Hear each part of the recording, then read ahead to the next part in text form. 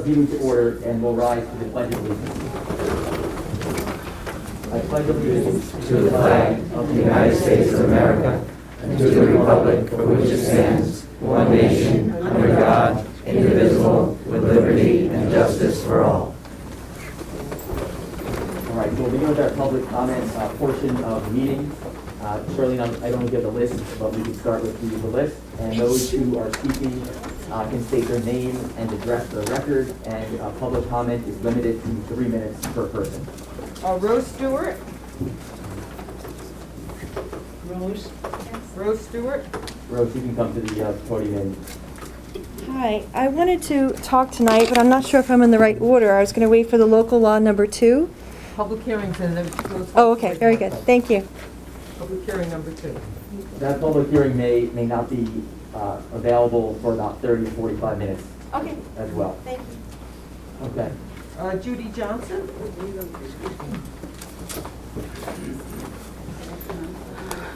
Good evening, trustees and Mayor Warren.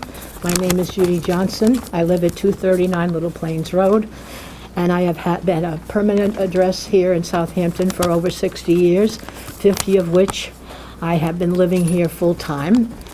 And I am here tonight, first of all, for 2 reasons. I would like to address Trustee Brown. I understand she's not only going to take in charge of the Southampton Cultural Center, the Arts Center, and the History Museum, in addition to which there is a senior committee, and I've been on that for about 20 years. So I'd like to see you in the near future to discuss. We've had some wonderful programs for the seniors, not only in the village, but for the Hampton Care Center residents. We've provided them with entertainment and treats and information. My second reason for being here is that I would like to suggest a bonus for the, what I call the junior police, the traffic control police. Most of them are students, and they could certainly, I think this village could afford to give them a little bonus, call it a scholarship if you will, because they have dealt with a lot of very difficult motorists and traffic situations this summer. In fact, one of them I know is going to Morehouse College, and I happened to room with his grandmother when I was on a senior trip for Southampton High School a long time ago. Thirdly, I believe you can afford to do that because you can afford to give raises to people that are as much as 40%, people who are employed by the village. And that was kind of a shock when I read that in the paper. Lastly, I'd like to compliment the members of the village clerk's office, the police department, and the building department, because I have had to address many questions to them, not only about the codes for building, and there's an awful lot of building going on, but also things about septic setbacks, and they have been very, very helpful to me. I'm also happy that you have hired David as another building inspector, because I think when you're short-staffed, that makes everyone have to do overtime. And overtime is a very costly affair. Apparently, from what I read in the paper, as Mark Twain said, I only know what I read in the paper. The bottom line is, when you're understaffed, then it puts a lot of pressure. I know some people who are already moving out of here because they can't afford to live here in spite of their overtime. So I appreciate you listening to my requests. It's apparent to me that there is an agenda of many people who are here tonight. I didn't expect to be in such a crowd. But I appreciate your listening, and I hope you'll consider my suggestions. Thank you very much.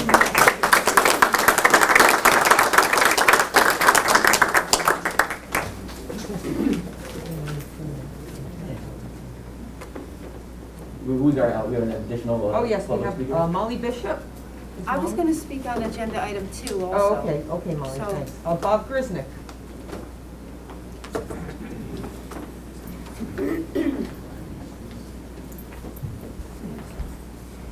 Okay, and Mr. Grisnick, I'm sorry, I forgot to announce in the beginning, it's a 3-minute maximum. Okay, with these masks on, we can't recognize one another, but my name is Bob Grisnick. I've been a local business owner here with my pharmacy for the last 49 years. on Main Street and down on Jagger Lane. I'm also chairman of the Veterans Committee for the Veterans Patriotic Events. In looking over today's agenda, I do not see anything here about the board taking action on the new police chief, since our police chief is leaving next month. So what I'd like to do is just mention to you something that happened about 25 years ago, around 1995. I was sitting here in a meeting, and it came to the board's attention that they had a number of applicants for police officers in the village. They were all young officers, or young cadets, who were looking for a job. They could have gone to the town, the county, anywhere they wanted to. But they were local people here who grew up here and wanted to work for the village. So myself and some other people spoke to the board about hiring local people. Since they live here, this is their community, they want to keep us safe. And what I want to do tonight is say that some of those people that we hired that night are now in the upper echelon of the police department. And you know who your upper echelon of your police department is. So I would like you to consider those people when it comes time to hire a new police chief, instead of going outside of the village and bringing someone else new in. You've got a couple of real good candidates there, Lamison, Lieutenant Herto, and they are qualified for this job. And I would hope that you would consider them. They work very well, and as I mentioned, they've been around for 25 years. They know the village inside out. So when it comes time for you to look for, make your decisions on the new police chief, I would hope you would consider some of these men and women who are part of the police department at this time. Thank you.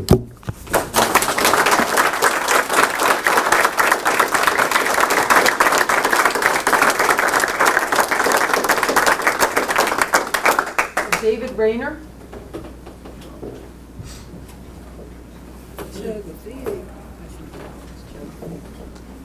Good evening, board. My name is David Rayner, 49 Breeze Lane, village resident for the last 61 years.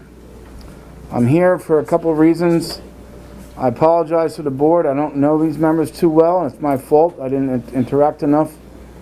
And what I read in the paper is what I read in the paper. But I'm encouraged to just listen to what their agenda might be. I'm here also as 37 years of volunteering for this wonderful village of Southampton. It's in my family, it's in my blood, and so are these police officers. And we're here as local citizens that want to keep it local and enhance our village. I think they do a great job. I'm very proud of this village. I'm very proud of the Parks Department, the Highway Department, and the Police Department. So I'm asking Mayor Warren, what is your feelings on future hirings, and what's your agenda, if I can ask? Can you answer that question? I know you can. But I'm like I say, I'm feeling a little despondent because we're all here for a reason. I don't know that reason enough. So I really like to have some questions answered. And so it's out there for everybody to understand. So I will leave you with that. I'll be back to another meeting. I'm very proud of everybody here. And I would hope you guys will do your job diligently. And thank you very much.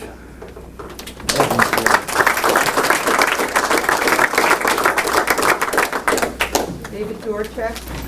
And Mr. Rayner, I know this is for public comment, we're here to listen, and thank you very much for coming. And what I would say is I echo your thoughts, that this entire board is all proud of all of our respective departments, whether it be our police department, our fire department, our EMS department, our parks, everyone that volunteers or contributes their time.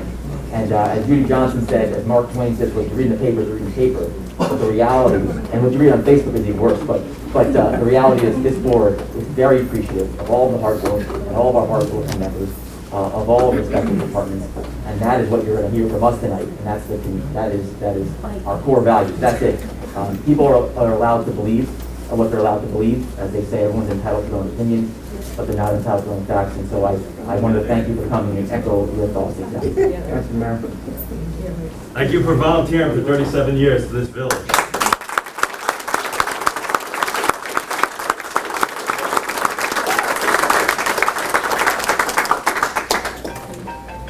Good evening, everybody. My name is Dave Dorchak. I've been a police officer here for 22 years. I've been a sergeant for the last 14, I guess. I have 22 years on the job. And after the election, Mayor, you preached unity. After the election, you preached that we would work together to be unity. Since that time has happened, you have forced the chief out in the middle of the summer. You've gone after a court officer without discussing anything with us. We asked you for a meeting, myself and Michael Horseman, the president of the PBA. We asked you for a meeting, and you have not responded to us. I asked you to speak to me yesterday on the street 4 days ago, and you ran from me. I don't understand what the difficulty is. I am willing to sit down and speak to you. Michael and I were willing to sit down and speak to you, and yet you turn your back on us. How do you expect unity? You stand up here and you said you pledge to the United States, pledge allegiance to the United States. I'm a military member. I've been a military for 20 years. I retired U.S. Navy. You don't want unity. You want battles. You don't sit down and speak to us as humans. We're in a small village. I've been through many changes in the village, chiefs, lieutenants, captains, village boards. And we have never had a village board that does not sit down and speak to us. I was president of the union for 6 years. Went through hirings and firings. And yet, we spoke to the board. You do not speak to us. I would like to know why you don't speak to us. You see unity? Look around the room here. You have community members that support us. You have every East End agency supported out here, police department. You have Suffolk County PD out here. We have unity. We believe in things. We stand together. We back each other. We want you to back us. We are not here to fight with you. We are here to work with you. We protect this village, and we do it every day. We have no problem doing it, and we do it with pride. I don't think there's any resident out there that say we don't work with pride. We treat everybody with respect.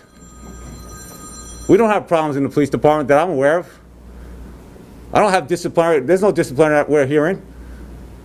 For some reason, and only notes to you, and maybe the board members, that you have a problem to speak to us or to work with us. Now, I wish that you would tell us why. You have a full room of people here that are willing to listen. Tell us now why that you won't speak to the police department. Tell us why it was a good idea to relieve the chief in the middle of summer, which is our busiest season. And yes, he's still here physically, but he has to use his time, so he's not here. The captain retired. We lost our captain, he retired. And then you forced the chief out. Our leadership are 2 lieutenants, who are very capable. But again, this is the busy season. This is when we're doing the most work. This is when that top leadership is needed. I want to know why, and I think the public needs to know why you chose to do that. Please answer me, and please address it. Thank you. Thank you very much.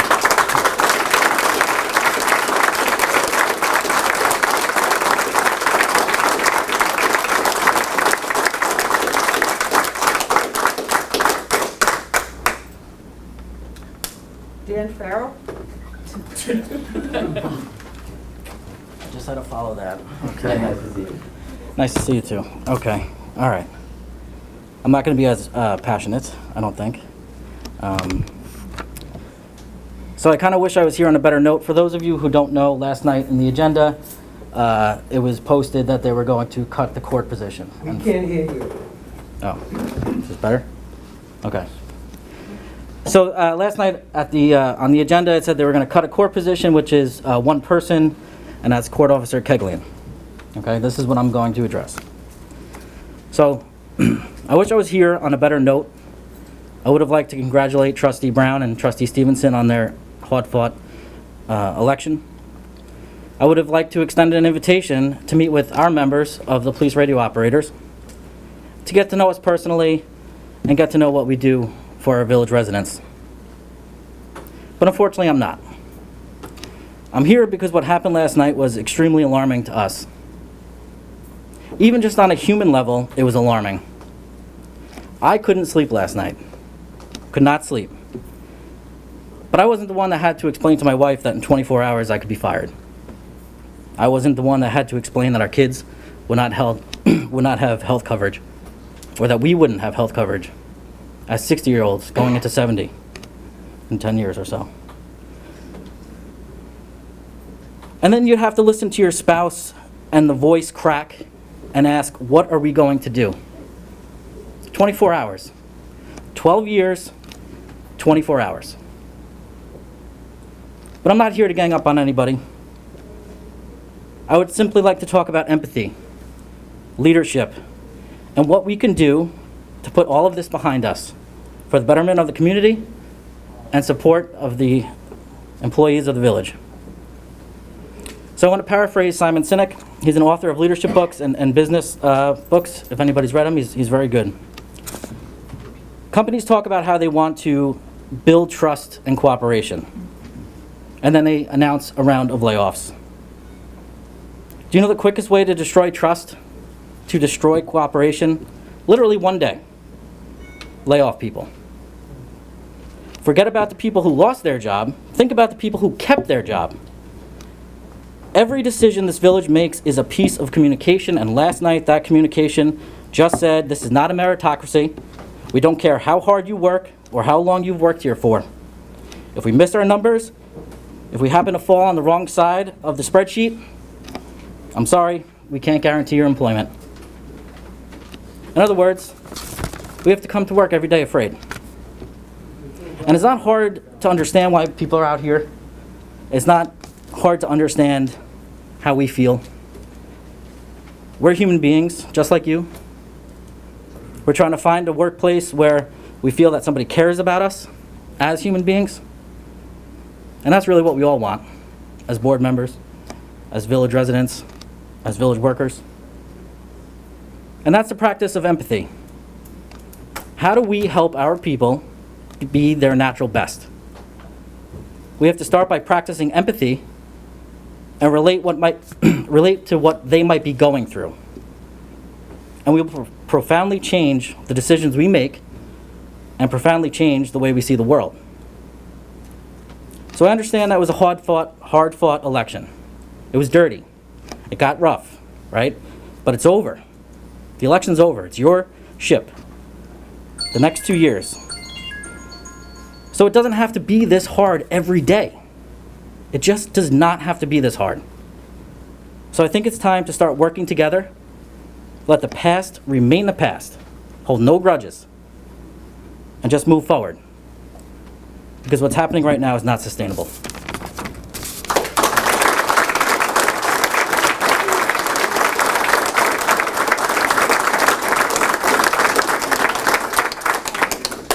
Mark Epley?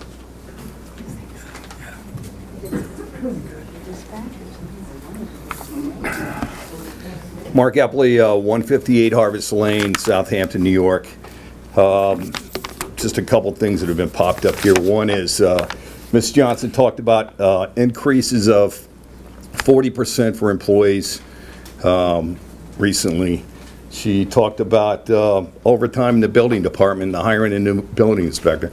She probably doesn't know that Chris Talbot, the chief building inspector, resigned effective today because of a hostile work environment in this village.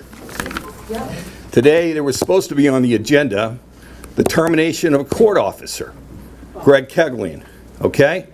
And the basis for that, based on an email that I saw, was that the department head and the budget committee couldn't afford that job, but they've been giving out 40% increases to some of the employees. You all may or may not know that Greg Keglian was a witness in an EOC complaint and gave a statement in reference to the court and the judge. The department head making a recommendation for his termination. Serious stuff here. You guys resolved a lawsuit with Rick Stott based upon counsel where you paid $75,000 and nobody from legal counsel reached out to me, the mayor at the beginning of the project, Michael Irving, the mayor at the end of the project, Steve Funch, the village administrator who was there every single one of the meetings, the construction manager, or any member of the ambulance building committee. You resolved that with no input from the village team. Your support for the chief and the treatment of the chief is unbelievable. The PBAs on the East End are out here because they're fed up of your lack of support for law enforcement. We're all fed up. We're all fed up.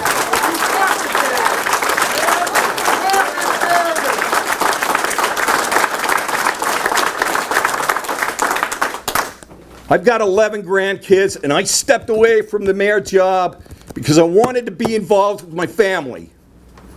I didn't want my phone to ring every single day from employees in the village, consultants to the village, people with applications to the village, former employees of the village, of the treatment that they've received.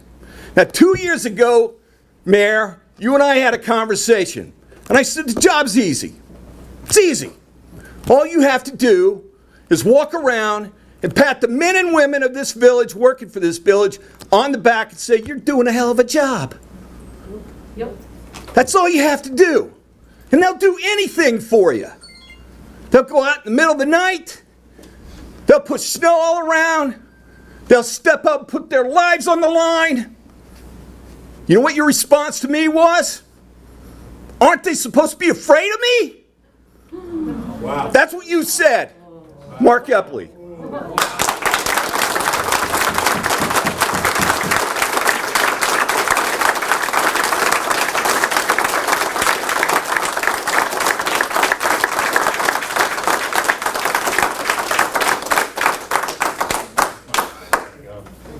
Dinah Maxwell Smith? I was going to talk on the Heart of the Hamptons. Is that later? Yes. Adriana Smith? Andrina?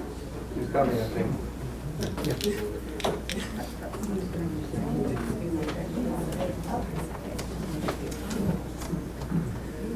Oh, it's quite a number to follow.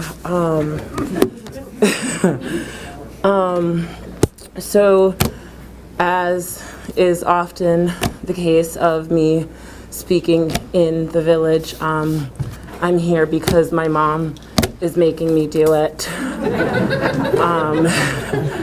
And hearing so many impassioned speeches tonight. We can't hear you.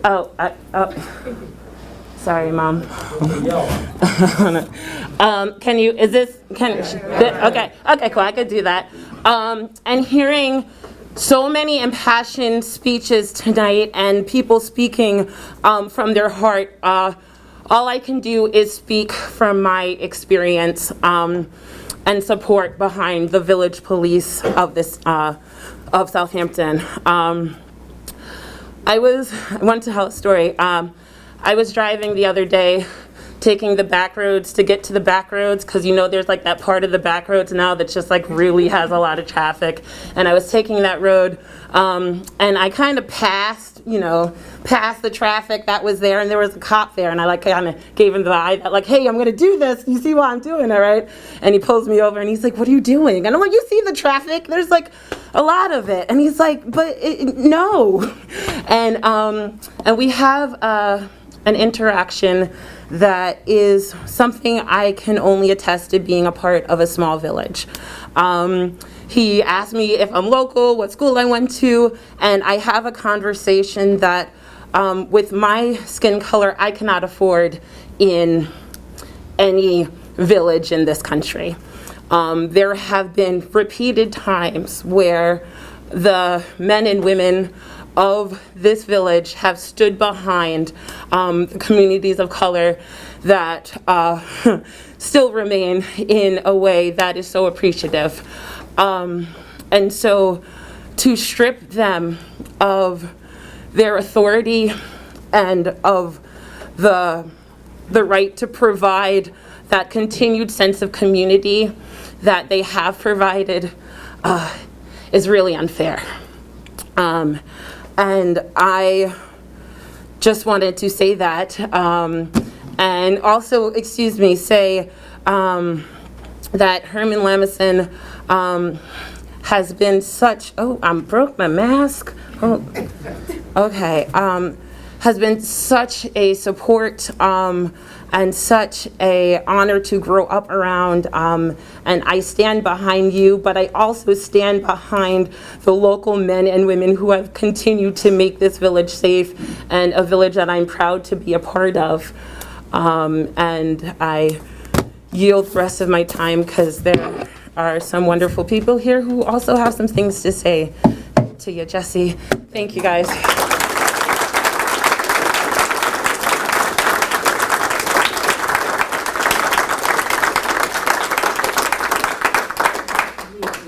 Rob Coker. Thank you. Mayor and trustees, good to see you. I'd like to just address several items because I looked at the agenda yesterday and was concerned by a few things. This is going to be real nits compared to some of the great orations we've heard, but I wanted to cover 4 quick points. On the resolution regarding demolition dates for the ARB, I applaud the goal. I'm a former member of the ARB, and I applaud the goal of preservation. It seems like you're going to adopt this resolution, but I think this is the wrong approach. The ARB already has tools to protect and landmark those. The burden right now, it has been, is on the ARB. I tried unsuccessfully when I was on there to get them to exercise that right that's already in the code to landmark properties, but my chairman wouldn't agree with me. So I think they already have the tool. But I think you're all going to adopt this resolution. I would just say in the future, I think the boards are really good breeding grounds for ideas of how to correct the code. I think they're absolutely the wrong group to lead the charge in making it happen, because if it doesn't happen or doesn't happen completely, it puts them in a very strange conflict position.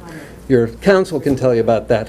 But if they don't achieve what they advocate for over 5 or 6 meetings, as has happened here, it puts them in a very strange position on future cases. So I think I'd ask you to take that under advisement. Number 2, on the food pantry, the change of code to allow food pantries. I don't know if there's been a SECRA review done on this. There's a lot of different traffic coming out of that site than it was as an ambulance barn. It's a very narrow and very crowded street. I think state law requires a SECRA determination on that environmental impact for a zone change. So I'd ask you to review whether that's happened. Related to zoning at 230 Elm Street, there's an application in front of the planning board right now. Catering has never been a legal use there. It's not a legal use in the village. It was slipped into a new C of O magically in 2002 with no hearings. It's not a legal use. So I just put that on your radar screen, and council, I put it on the radar screen of you as well. Which property was that, sir? 230 Elm Street, Polish Hall. It's a social fraternal organization. And in order to have catering in any way, shape, or form, it would need to be not just a special exception, it would need to be a resolution of this board, which never happened when it was magically put on the certificate of occupancy in 2002. Last but not least, the ARB appointment. Jeff Broadley is a good friend.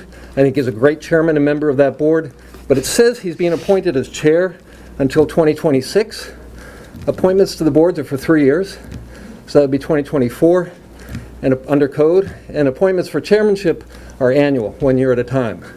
So I just ask you to review those 4 items. Thank you.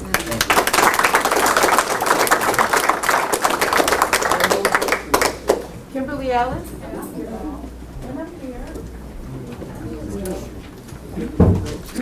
Good evening. A lot of people have said some very passionate, heartfelt things, and I hope you take it to heart because you're our leaders in our community. With that, I would like to say, Mr. Mayor, You're quick to blame prior administrations for the unfunded long-term liabilities and financial woes. It's got to stop. Before you took office, we had the highest AAA credit rating ever, outstanding auditors' reports, and a really healthy reserve. So the way you're managing the village is a real surprise to me, beating up people on their pennies, when in fact we're doing really well and the sky isn't falling. But something came to our attention that is very, very worrisome. You have forced out or fired 8 people already. You've only been here 2 years, and that's out of Village Hall, and including the chief. We have more staff in Village Hall than ever before. Would you kindly look at me? I'm looking at you. Thank you. But now you're creating another new position of clerk, but we can get rid of somebody else that wasn't swearing loyalty to you. What is really concerning is that you're hiring new people without any municipal experience and giving them increases between 15, 25, and 56% within less than a year or even months of being hired, and all they're doing is the job they were hired to do. And the existing staff is getting nominal increases. You're sending the wrong message. You need to do better. Everyone's telling you that, and here's your chance.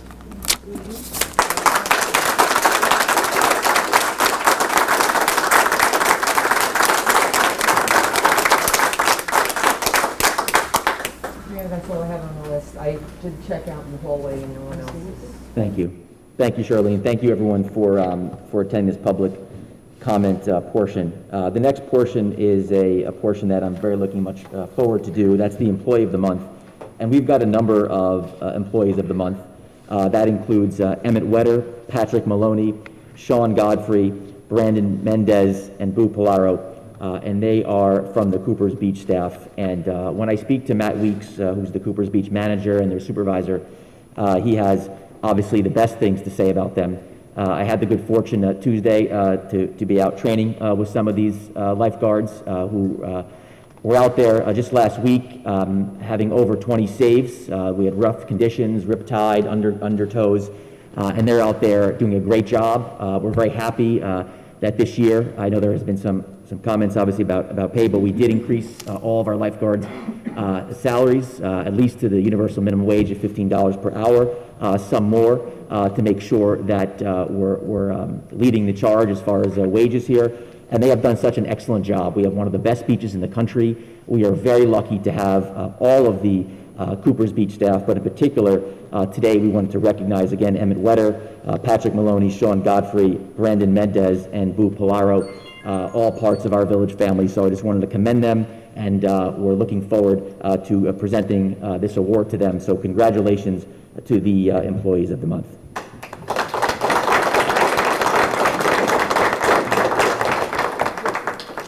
Thank you. So the next portion of our meeting tonight is something that we're very much looking forward. About 9 months or so ago, we formed a sewer task force led by Paul Travis, who was the former chair of the Planning Commission here today, as well as many other members of our community. And the sewer is a key to our downtown. It is key to our environment, and it's also key to providing workforce and affordable housing so that we can have apartments above stores, that we can work on developing certain streets. And so we're very proud to announce the update to our sewer district. And according to D&B engineers, we will have the sewer district as well as the legal formation of the entity hopefully done by March 2022. But without further ado, I'd like to turn this over to Paul Travis, chairperson of the Sewer Task Force, to provide an update. I don't know if we have, we do have D&B over here, so we've been working very closely. D&B is a Suffolk County-based engineering firm that our Sewer Task Force selected to present, so this is very exciting. I would encourage everyone to stay if you can, because this is going to be the key to the future of our village. We watched the village of West Hampton work very diligently over the last 6 to 7 years, and they're at breaking ground now. So without further ado, we'll turn it over to D&B engineers and Paul Travis. Thank you, Mayor and Trustees. My name is Paul Travis. I'm chair of the Sewer Task Force. Is that better? Is the mic on? Yeah. Okay. Thank you, Mayor and Trustees. My name is Paul Travis. I'm Chair of the Sewer Task Force. Today is going to be our first, tonight I should say, is going to be our first update to talk about the work that's been going on for the last few months.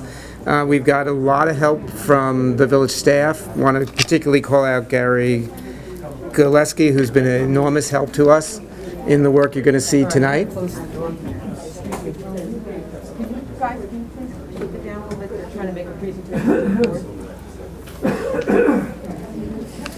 So tonight's going to be a snapshot of where we are, the potential sewer district, where the lines would run, the type of system the consultants are recommending, and potential locations for the pumping station and water treatment plant.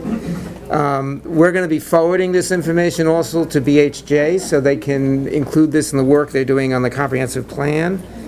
And then the next presentation to the trustees will be about the cost of the project and the potential funding sources. So just to, as we kick off this presentation, just want to note, I guess in the theme of tonight, if you read the newspapers, it's the time to get infrastructure done. There is really opening at the county and town and state level to fund this. So I think everyone on the Sewer Task Force is very motivated to get this done, and as the mayor said, by the beginning of next year to get the sewer district underway.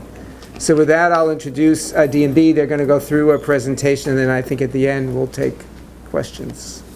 Thank you. Good evening, everybody. Can you hear me? Okay. First off, I'd just like to thank Paul and the Village Task Force for having us here tonight. They've been a pleasure to work with. I'd like to thank the board for having us here tonight also to present. My name's Tom Schaefer. I'm with D&B Engineers and Architects. I'm a licensed engineer in the state of New York. I have Dave Colucci with me also. Can we have the PowerPoint on the screen, please? So, I know I'll be explaining everything that's on the screen. I know you're not going to be able to see everything. I believe it will be available as part of the YouTube stream after the fact if you want to go back on and watch it. So yes, as Paul said, tonight we're here to give a little snapshot of where we are on this project. We're hoping to give you some more insight on what the process is and some of the things that we're in the middle of evaluating. Okay, so on the slide here we have a map on the right hand side with a bunch of colors, and that is a map from the USGS showing the approximate groundwater levels within the village. The darker the color, the more shallow the groundwater is, and this is a very key item to review, and it's a major reason why the village is a great candidate for sewers, is because the downtown area of the village and much of the village is within a high groundwater level. So this is a concern because, as you all know, the village is predominantly has on-site sanitary systems in the form of leaching pools and septic tanks.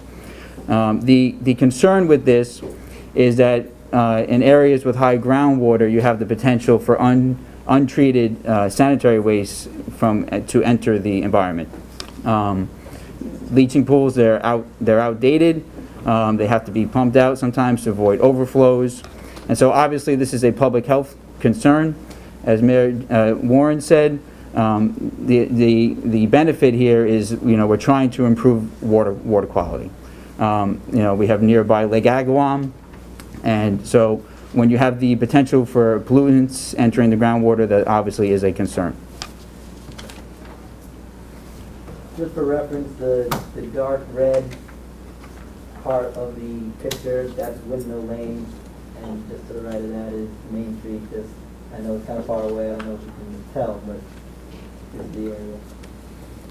Okay, so just to reiterate now, so part of the goals of this project is we want to convey, collect, and treat sanitary waste before it's disposed.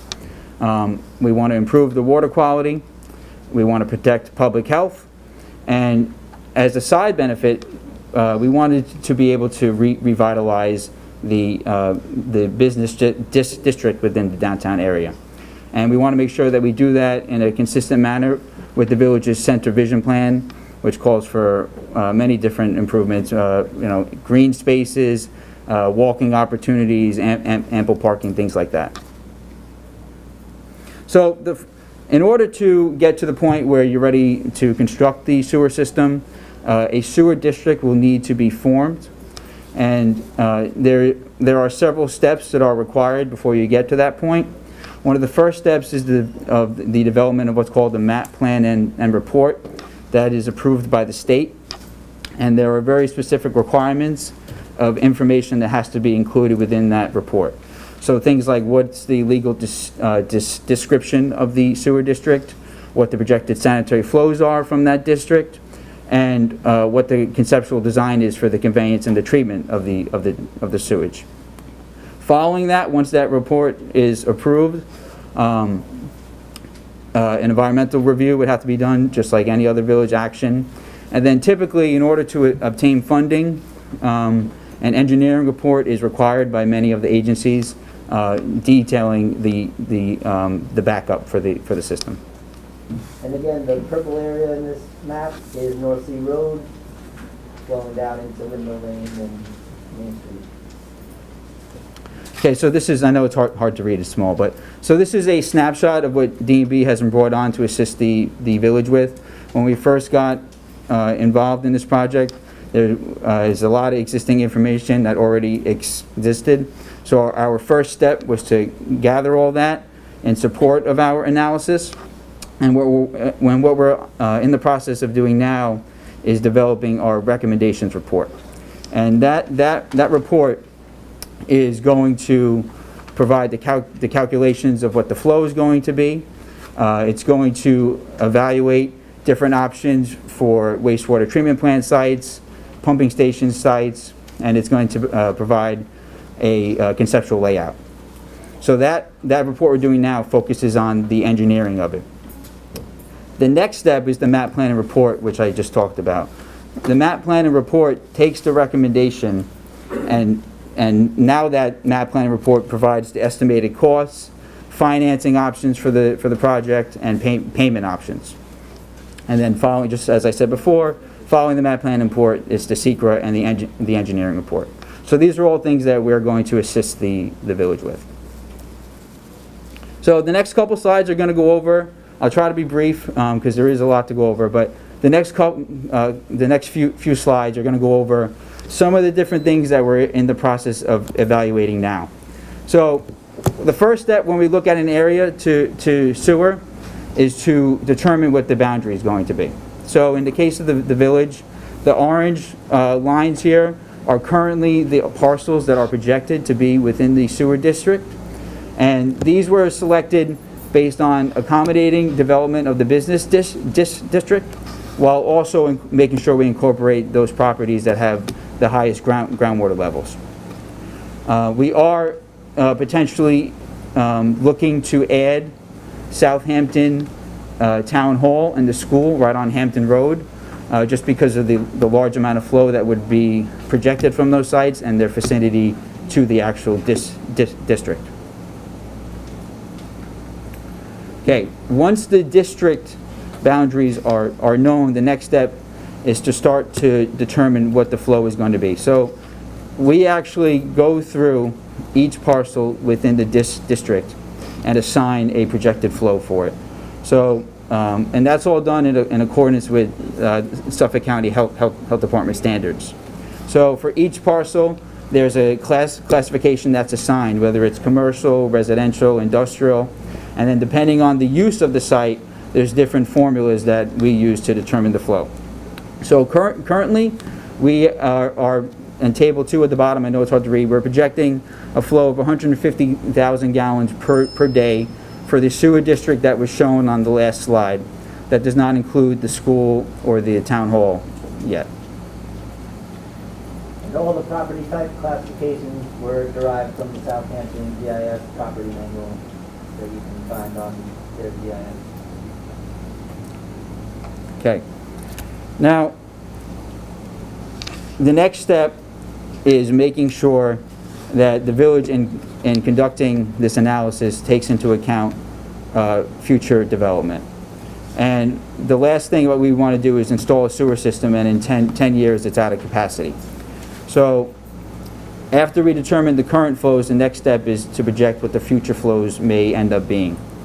So in order to aid that analysis, just last week we conducted a walkthrough of the village with the Village Sewer Task Force, and we discussed what development may potentially occur within the village based on the availability of sewers. And it's important to note that the task force is not proposing any zoning modifications, anything like that. This would just be based on the current zoning, what could the potential flow be for this site if sewers were available. This is what we're currently working on now, so we do not have a projection yet. And once we do have a projection, we'll be sure that that information is shared with the firm that's updating the comprehensive plan for the village. This table, Table 3, it provides our assumptions that were made for each of the streets. We are really not projecting much change from most of the village. The key spots we thought there could be some change were on Nugent Street and Windmill Lane. There are some vacant parcels that we projected, our assumption is now, could potentially be developed into 2- and 3-story buildings similar to the main street. How you have it alternates between a 2nd story and a 3-story building, with the 1st story being commercial and the 2nd or 3rd story being residential. And then we also assumed on Job's Lane some additional wet uses.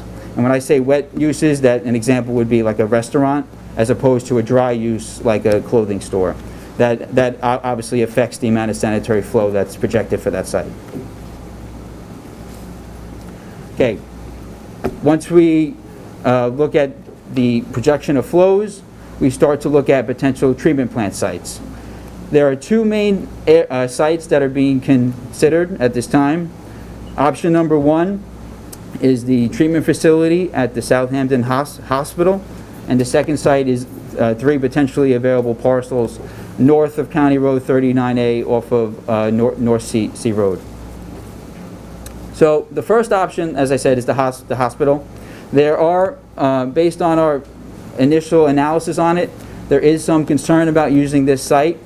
The biggest concern being that the site has capacity for around 60,000 gallons per day. As I said earlier, we are currently projecting 150,000 gallons per day, not including the school, not including town hall, not including any future projection. So the site obviously cannot handle the projected flow, so that would mean we'd have to pump, we have to divert some of the flow to a second site. So not only would the village be owning and operating one site, it would be two sites. So that's not ideal. We'd also have to further evaluate the systems that are in the hospital now and determine what upgrades would need to be done. And then obviously the village does not own the site, so there's some concerns about future change of ownership with the site. So based on all that, the focus is on option number 2, where there's 3 potentially available parcels, like I said, off of North Sea Road, north of County Road 39. Based on our initial assessment, these 3 parcels are fairly large enough to handle the flow and maintain actually some additional space for expansion in the future. The sites could potentially be merged into one parcel, which helps with the setback requirements. And the sites are not adjacent to any residential sites, so it's also good for that reason. Okay. In addition to evaluating potential treatment plant sites, we're also evaluating potential pump station sites. Because we do anticipate utilizing a gravity-based system, the gravity-based system works in the way that it flows to a central spot where it would be pumped to the treatment plant site. So we were looking at 4 potential sites, and when we're evaluating the sites, on the engineering standpoint, the goal is to try to reduce the depth of the system because it is a gravity-based system, depending on the layout and distance the flow has to travel to get to the pump station, the further you go, the deeper your system gets. So for that reason, we're focusing on pump station location number 1, which is off of Windmill Lane in the parking lot of the Verizon building. Like I said before, it's preferred because of it reduces the depth of the system. Number 2, it's located outside of the flood zone, so we don't have to worry about flood-proofing the controls and things like that. And then number 3, it's out of view from residential parcels. Ground elevation generally in this project area it gets less from north to south. So ground elevation is higher, closer up towards North Sea Road than it is down by the Lake Avalon. Okay, so the next step is to develop a conceptual layout. This is just a conceptual layout shown on the screen here. This will obviously need to get further developed during the design process, which is a ways off. During the design process, we would do a detailed topographic survey, a utility survey, so we can properly align the pipe and minimize any conflicts in these streets. The other thing that we would do at that time is actually do an investigation for each of the parcels within the district with the goal of trying to minimize the impacts to the building owner. So for example, one of the things we want to determine is where the sanitary currently leaves the existing building. So if it leaves the rear of the building, the goal would obviously be to connect all the properties to the rear of the buildings, which is our understanding where most of the sanitary systems are now within the village. This is just a little closer up of the northern section. Just right now we're showing all the gravity line coming south on North Sea Road. And then in the southern section, all of the gravity pipes would flow to that central pump station spot on Windmill Lane and be piped north. So just to summarize, there's a lot that we have been evaluating.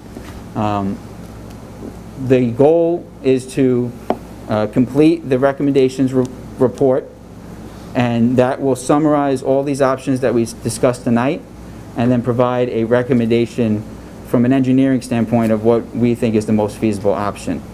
Once that report is presented and accepted, only then will we move on to the map plan and report, and that's where more detailed cost information is provided and broken down with financing options and things like that. So again, I just want to thank you for your time. I tried to keep it brief. We are available for any questions if you like. Thank you.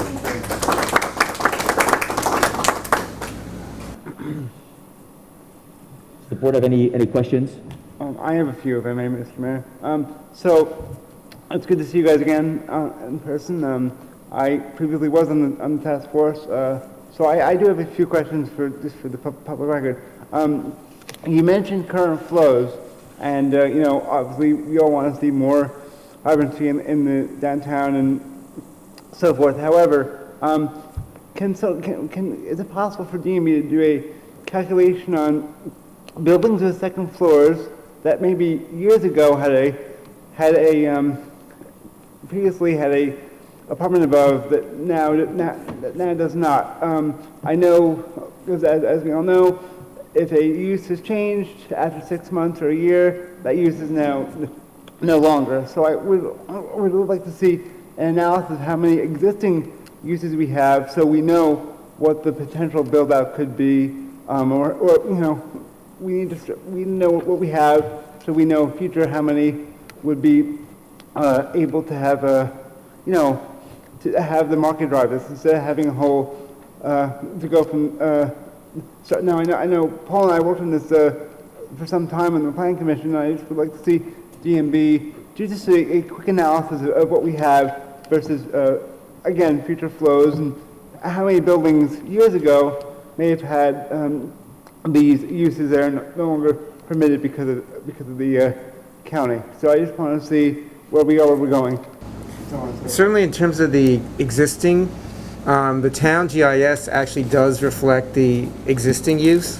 Okay. I think you're right. I think there is, I think the village, actually, building department has a list of the, what were the allowed residential units in the village business district. What we're assuming, just going forward, is that any of those second and third floors on Main and Jobs could become residential at some point, so we're trying to take a conservative approach. I think in a way, Trustee McLaughlin, the most important thing to me in a way out of this is that the existing flow, just for the uses we have, is 150,000 gallons a day. So that, I think, sort of gives us a really good sense of how to move forward, which is we need a plant really just to deal with that, putting aside, all the growth and all the things we want to happen. But that's a decent amount of flow just in today's numbers. And that 150 is including now the town hall and the school, is that correct? That is not, no. That was just for the district shown on, the parcel shown in orange on the map. Yep. Yeah, and my understanding, again, Trustee, is that the town has expressed some interest in having those covered. The town is inevitably going to be a partner in this project with us, so we want to make sure that we're working in coordination with them. And, I would like to see if GMB can schedule some public forums so the public can come and speak, because obviously when it comes to costs, as I've spoken with Paul many times about, for years, it's going to be the people do want to see what's going to happen in terms of their taxes and, and also, if you can clarify, for the private homes that are on Walnut and that would be within the boundaries, can they currently stay in their current systems, or would they have to plug in? Again, this is for the public. Would they have to plug in to the sewer, or can they, or to whatever system we do, or can they maintain their? Again, this is for private homes within the district.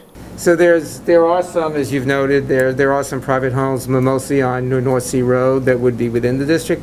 The assumption that we're making is that they would not be required to hook into the sewer, if you will, until very, very similar to the approach the village has on other issues, until they want to do either a major renovation or replace the structure. So an existing homeowner would not be burdened with that cost until they wanted to do something different with the property. Again, just for the public record, I just wanted to clarify that. What does it take in terms of manpower, and what kind of manpower to run a 150,000 gallon sewer treatment plant? Are there going to be one guy over there with his finger on a button? Are there 10 people there kind of keeping track of it? What's involved in running a sewer system? Are we operating on the assumption that the county's going to take over? Or? We don't know. Yeah, we don't know.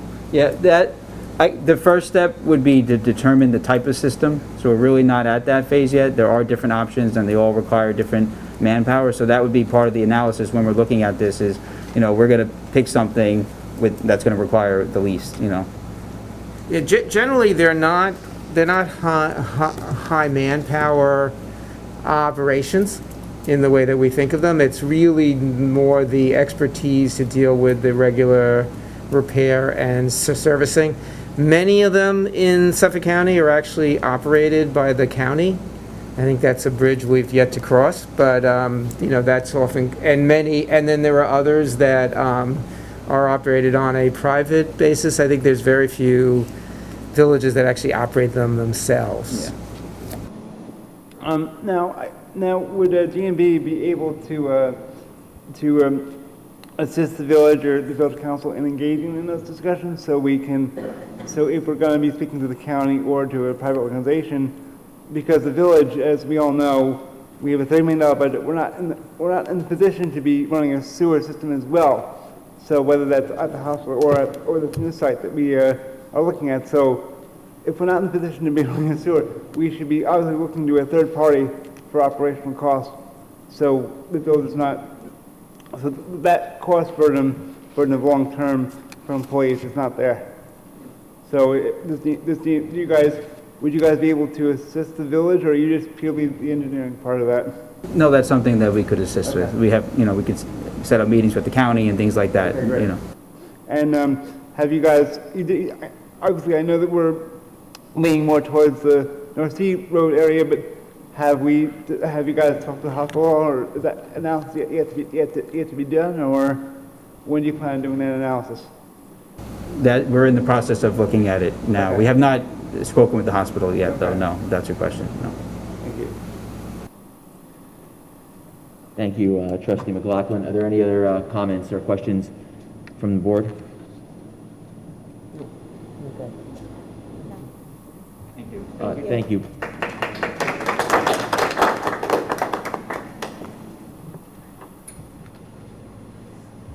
Thank you very much, Paul, and to our team from DB Engineers. Thank you again for the meeting. We're looking forward to working with it at our next meeting. So with that being said, we'll keep on moving. We do have a packed agenda tonight. The first will be one of three public hearings tonight. So I'll make a motion to open the first public hearing. That is the Board of Trustees of the Village of Southampton shall consider a proposal to amend the Village Code, Chapter 65, entitled Historic and Landmark Preservation at Section 65-10, subparagraph B, pertaining to required maintenance. So I'll let our village attorney, Ken Gray, explain this. Now, Chapter 65 is the chapter for historic district. So I've made the motion to open the hearing. Is there a second? Second. All in favor? Aye. So I'll pass this over to our village attorney, Ken. Sure, just one thing. Charlene, were we going to, and then, is there anybody outside that we need to announce that they should come in? So, Mr. Mayor, if you can just wait a second to make that announcement to anybody no who problem. may be outside.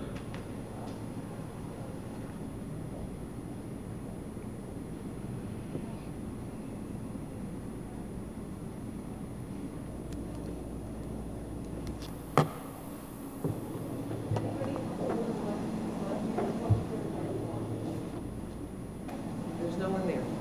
Okay. All right, thank you. Thank you, Charlene. And by the way, Chapter 65, if anyone who knows our village code, is the historic district chapter, and Chapter 65-10 is in regard to maintaining our historic district. So we're gonna have a public hearing to try to slightly amend this chapter. I have a little tweak to it, but I'll let our village attorney explain. Thank you, Mayor.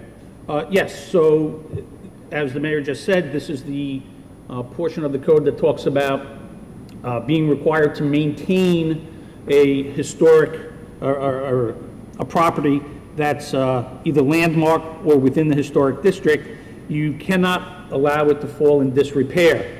And the way the code currently is the matter can, if somebody believes the property is in disrepair, or if the building department believes the property is in disrepair, they can refer it over to the Board of Architectural Review and Historic Preservation, and they will review the situation and make a determination on whether or not the property has in fact fell in disrepair, so that appropriate, action can be taken.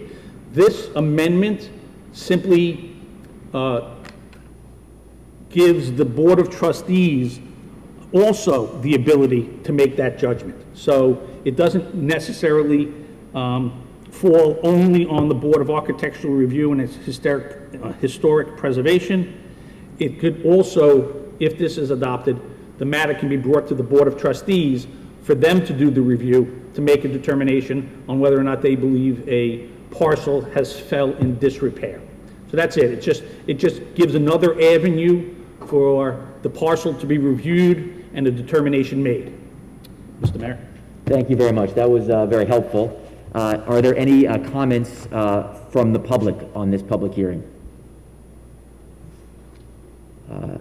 If there are no comments, I will again just add that I think this helps strengthen our historic district, especially keep our downtown in top condition. We want to see a vibrant downtown and a beautiful historic district, so this will help us strengthen that ability. So with that being said, Mr. Mayor, could I just ask a couple of questions? Does the statute specify once someone has found that the property is in disrepair, does the statute specify the next step?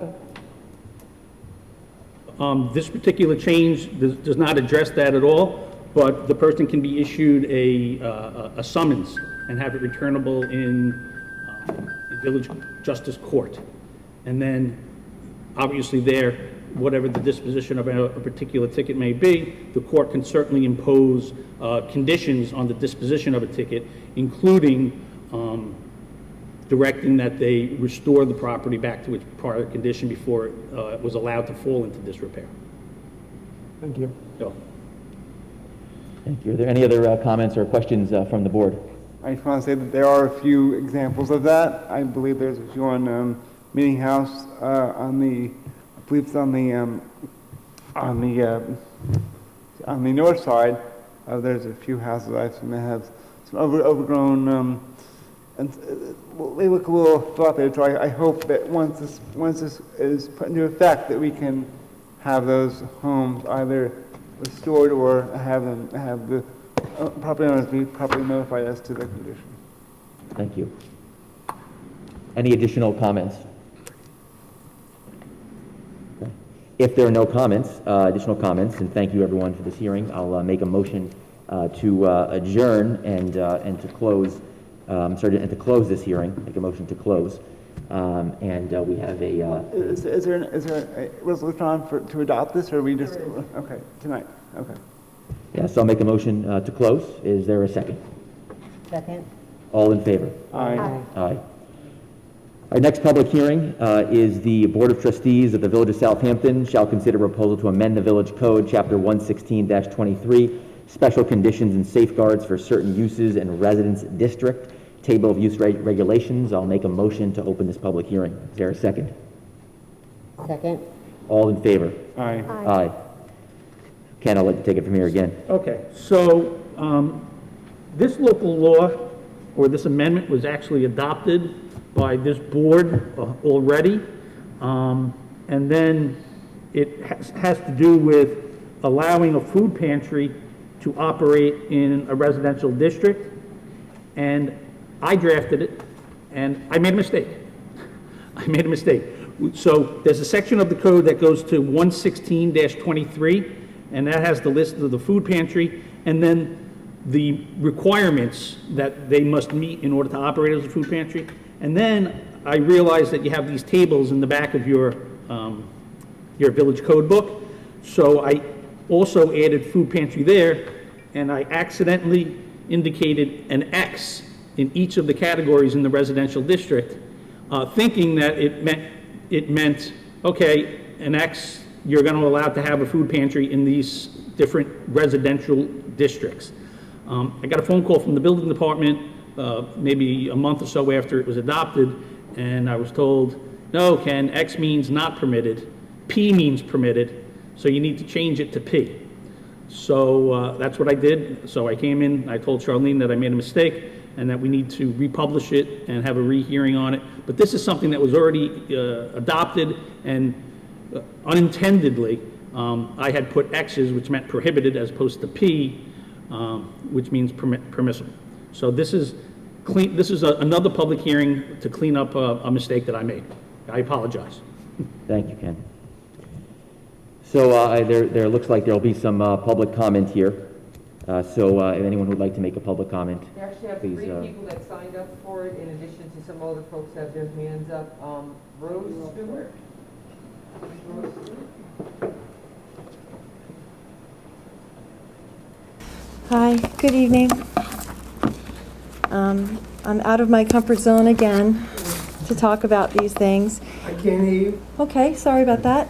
I spoke at the Architectural Review Board a couple weeks ago. I'm actually very grateful again for your mistake, because it gives me an opportunity to talk about the effects of the food pantry being placed in a residential area. And I understand the board's very sensitive to how the village is protected, our residents, their appearance, especially with hedges and whatnot being in repair. You know, when you guys were looking at stipulating whether in the historic area it's being well maintained. But at the same point, I feel like it's a little contradictory by putting a food pantry beside our home. I live at 54 Meeting House Lane. I've been there for over 18 years. I have 4 small children. And I wanted to just talk to the board. I have some written notes so I stay on point a little bit. But I just wanted to talk about 5 things that have been keeping me up at night. Number 1 is traffic. As I'm sure you know, by living here in the village all this time, Meeting House Lane can get quite congested many, many times a day. Again, being at that site for such a long time, I don't really leave the house after 4 o'clock. I get all my errands done, and I'm back in the house waiting for fresh air to get done. Especially when Hampton Road gets congested, a lot of folks go on to Meeting House Lane. And also, that's a major artery for our hospital. So when we think about having a food pantry, it's not just the effects of having the folks that come in, and obviously we are full supporters of the food pantry, of course. I mean, how could you not be supportive of a food pantry? But it's sort of a disservice to where you guys are choosing to place it, because we need to marry the ideas of what the community needs, obviously, and also what we need as folks that live in the town. And we're being sensitive to both sides of it, and I don't want either one of us to be set up, the food pantry or us. So I'm sort of talking to you folks tonight to see if you could kind of consider some of the side of the residents while we're trying to figure out what we can do to help support the community and what their needs are. Outdoor refrigerator freezer. So right now the current plan has a permanent outdoor refrigeration and freezer unit with compressors that run probably 24/7 to keep them going. So thinking about that, the current plans for the food pantry to place that unit is also within 11 feet into our setbacks. So meeting with the town building department upstairs last week, they need to be 20 feet from that side of that property line in their setback, because the other side closer to the parking lot near the church is only 6 feet. So they have to compensate for that setback between my property line and them. But therefore, that refrigeration unit will be buzzing and going closer to my home than is acceptable. And also, if we're going to get into more facts, I did a little sleuthing, and compressors are about 72 decimals to run. And so our town code right now says that 65 decimals are allowed during the day and 55 at night.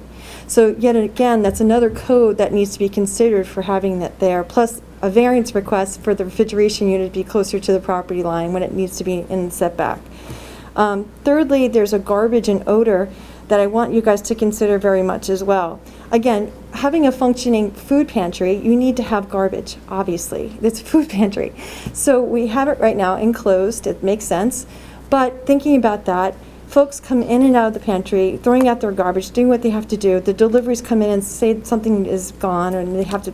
Every time that someone opens and closes a dumpster, can you hear about the slam, bang? Every single time someone has to go in and out, and that's even closer to our property, right under my kids' bedrooms. And so that's another issue I'm having. Truck deliveries, obviously, that has to, be considered in and out of that that artery as well. Fifthly, it's the privacy. Right now, the plans that were submitted to the Architectural Review Board on April 4th said that they have a second floor to make some office space, which obviously they need. But what they do in that plan is that they have 8 windows that now look at us in our bedrooms. They'll see what I'm putting on the kids' beds, their stuffies and whatnot, and what's going on in our backyard. So I kindly ask that they consider possibly switching to the other side of the building, looking at the church parking lot. And I know that the church is very supportive to accommodate the Heart of the Hamptons, so I hope that they wouldn't mind if they would consider moving that, so I just have a little privacy. And then again, in closing, as a resident, I just wish you to consider my family's life, and I hope that you will consider our family's happiness and quality as we are residents, and how it directly impacts the residents. Thank you. I have can I ask a question? If these issues were addressed, the setbacks, the second floor, would you be more, would you be okay with, I'm sorry, I forgot your name, I'm sorry. Rose. So, so if these issues were addressed, the traffic, the garbage, the second floor, to your satisfaction, would you be then okay with the Heart of the Hamptons going there? Or, you just, Well, I just think, well, yeah, sure, of course. I mean, again, this is, as I told Molly, I went and I met her outside the house one time, and I just said, this is my jam. I'm a social worker. I'm all about food pantries, but I'm just trying to, again, live and have a quality of life. So that's why you guys are so sensitive to how people address their outside of their house and all these other things, so I can't quite understand how this could happen. Is it possible we can have our traffic study incorporate this new use of the food pantry to have them maybe have spend some time just to calculate, I mean, it won't be open before it's done, but I would like to see, if this does go forward, I would like to see the traffic side that we're spending money on to look at, the potential trucks, whatever is being done. Also, council does a secret or a scoping session have to take place? I'm just trying to cover all the bases here for this change of use, or is that just up to us? Those issues fall on the other boards that are. Right, the planning board. So I'm guessing. So what I'd like to see, I spoke with Molly as well. If we can have this be a special exception use instead of just a, because I think that's part of the issue too, is a permitted use could mean anyone can have it for Pantry. So I think, this is part of the Hamptons, and all parties have worked very hard to get where we are. I know it's been a rough road, but I would like to see the process play out the way through the boards. I would like to get feedback from the boards. This is a village property, so obviously I don't know to what degree we as a trustee board are lead agency, or as the landlords where our role is here, but I would like to see a process play out in a more transparent and open form for the residents and for Harlingen as well. Thank you, trustee. Transparency, I'm all for transparency. Congratulations. Thank you. Thank you, Rose. Appreciate that. Transparency. That's right, we would like to see that. And you're saying the concerns are traffic, refrigeration at 72 decibels, and then also garbage and odor are top concerns. Okay, thank you very much. Yes, what's your name, sir? Anton Borovina. I'm sorry, Charlene, I think I'm next. Okay, sorry, sir. Yeah, let Molly, yes, please. Sorry? I'm next, I signed up on the list. and Oh, I didn't know you had to sign up on the list. Okay, not a problem. Right, you'll have Go right a ahead. chance soon. Not a problem. Whatever. Good evening, Mr. Mayor and the Board of Trustees. Thank you for putting this up again and for allowing me to speak. Oh, sorry. You're good. Thanks. I believe in a community that takes care of each other, especially the most vulnerable among us. And I applaud you and thank you, Mr. Mayor, and the Board of Trustees for making that a top priority of yours as well. The commitment you have made to Heart of the Hamptons is a wonderful example of local leadership. Heart of the Hamptons can only do what we do by us all coming together. We serve over 4,000 local residents in need. Last year, we served 194,000 meals, and so far this year, we are on track to do even more than that. Our community is desperately struggling to get back on their feet and to be able to maintain living here in such a high-priced community. And even though we have an incredible impact, at the same time, we have a very low imprint. Right now, we operate at the Sacred Hearts Church in the Rectory Building, where we have been for over 40 years. It is in the heart of a very high-end residential neighborhood itself, and we have never had a single complaint from a neighbor. I don't believe a single complaint has ever been logged with the village or the village police.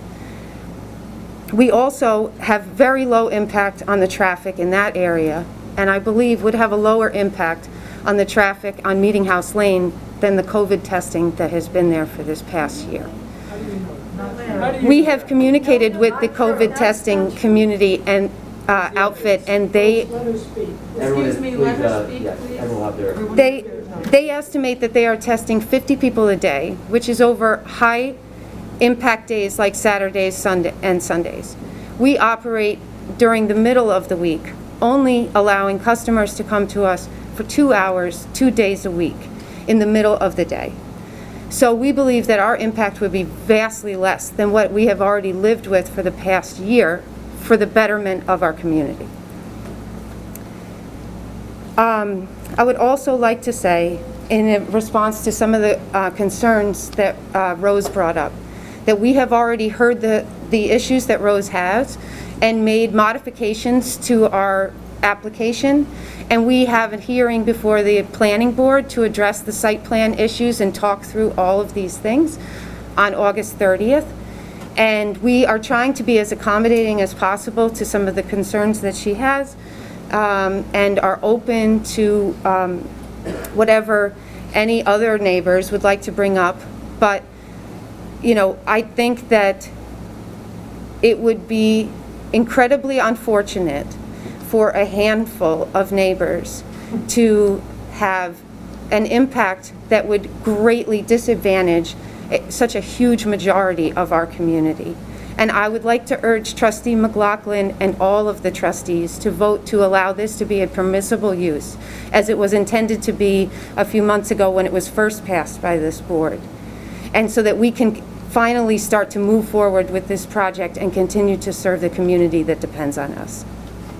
So I am available if you want to ask any questions about any of the aspects of how we operate, or I just thank you for the time.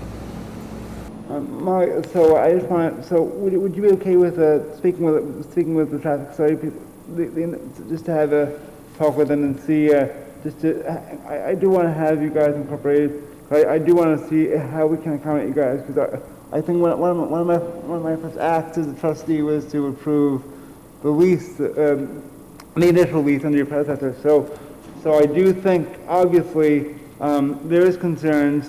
I know it's costed you guys putting a lot of money into the building, and I want to make sure that is, everyone's being treated fairly here. And in regards to Rose's point about the second floor, I know I did watch the ARB meeting. The issue was, the reason why you put it on the east side was because of the pyramid law. Now, I don't know, have you guys considered putting it on the church side, or? That was our original preference, but we don't have the luxury of waiting to go to the ZBA and have that tied up for 2 years. We have already, spent the last 8 months trying to navigate through this process to renovate the building. We have engaged Kenny Wright of Wright & Company, who will oversee the development of it, and so I know it will be a beautiful finished product for the village. But with the COVID testing and with all of the work that it takes to get this through this process, to add even more hurdles that are being pushed by people that want to see this fail. And so, for us to now have to go through more process and more process and more process, it only just delays. And we do have a lease with the village, and we are coming up on that, there's sort of a shot clock on us to get this going. Also, concerning the parking, Molly, I believe that was the access and the egress. I think that was also discussed, that they were going to be using the Presbyterian Church parking lot to go in and to go out, and to direct people to go back up to Main Street. So it'll be less, and very little impact, if any, on Meeting House Lane. Yes, so we would do our deliveries in the church parking lot also. No delivery trucks would ever be backing up or trying to back out on Meeting House Lane. That's not safe for anybody. Everybody would pull through the public parking lot or the church parking lot. The church has also offered to approach the village about cutting the curbs so that the parking lot opens directly into our parking lot and there is no curb there. But that would be for them and you guys to work out, since we don't own that curb. We do have a wonderful relationship with the Presbyterian Church. They are very happy to see us moving in next to them. They've offered us space to still be able to run our clothing room and our holiday toy drive out of their building, because the ambulance barn is smaller than where we are right now. And they've offered us as much access as we need for the parking lot. Is there any way, since we are the landlords, we can get, if these zoning issues are an issue, like with the second floor, obviously I don't want to burden our landlords. Is there any way that we can ask the ZBA to hear this?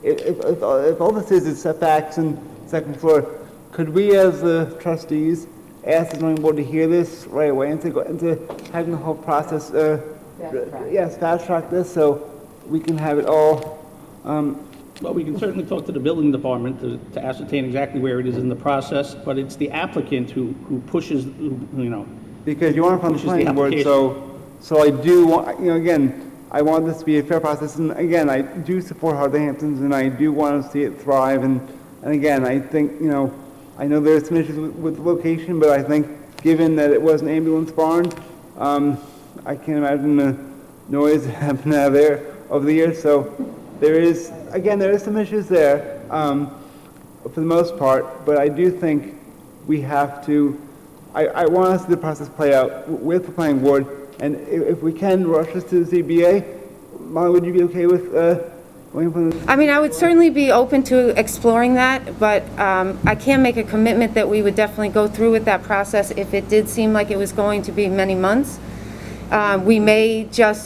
We may modify our plans in a different way. Instead of trying to get a variance for the dormer, we maybe just give up on the dormer. I don't want to say that too soon because we desperately need the office space because, like I said, the current ambulance barn is smaller than where we are now, and we're trying to maximize every bit of it.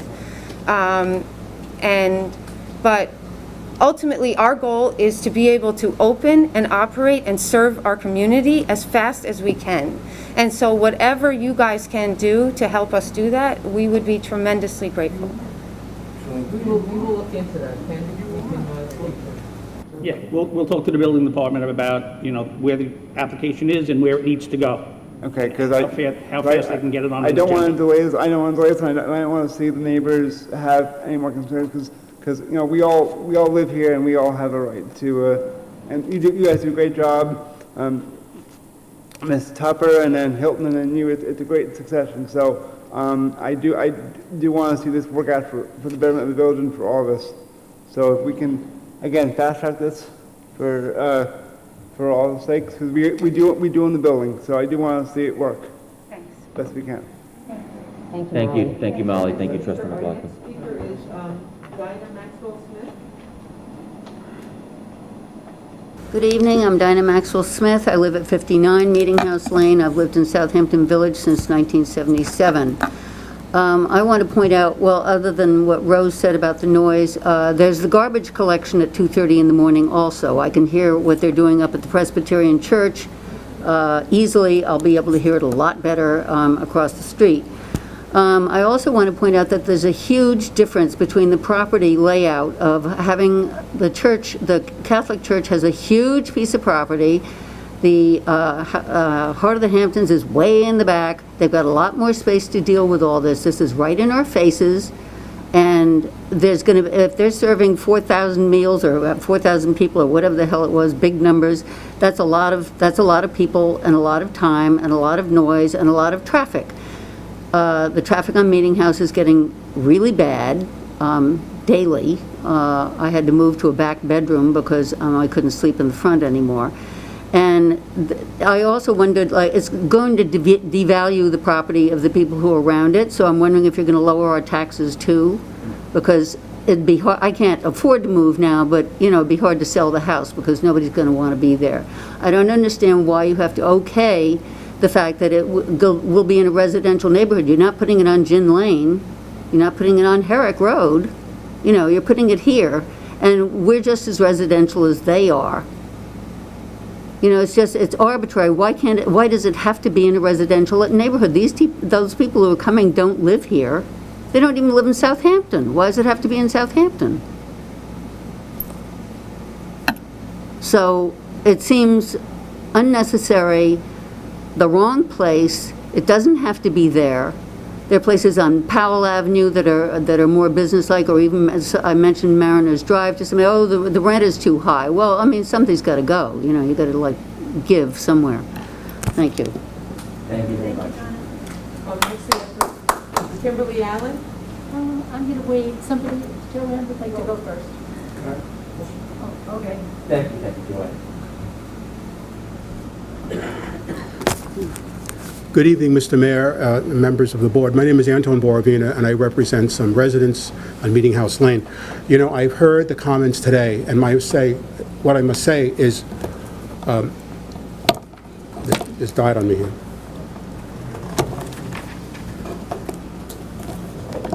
Thank you. Thank you. What is frankly amazing to me, and which is not being considered, is that all the objections we just heard, whatever we do about the pantry, the zoning amendment that you are considering and are now today applies to every lot located in every residential district within the village. It's not applicable only to one lot.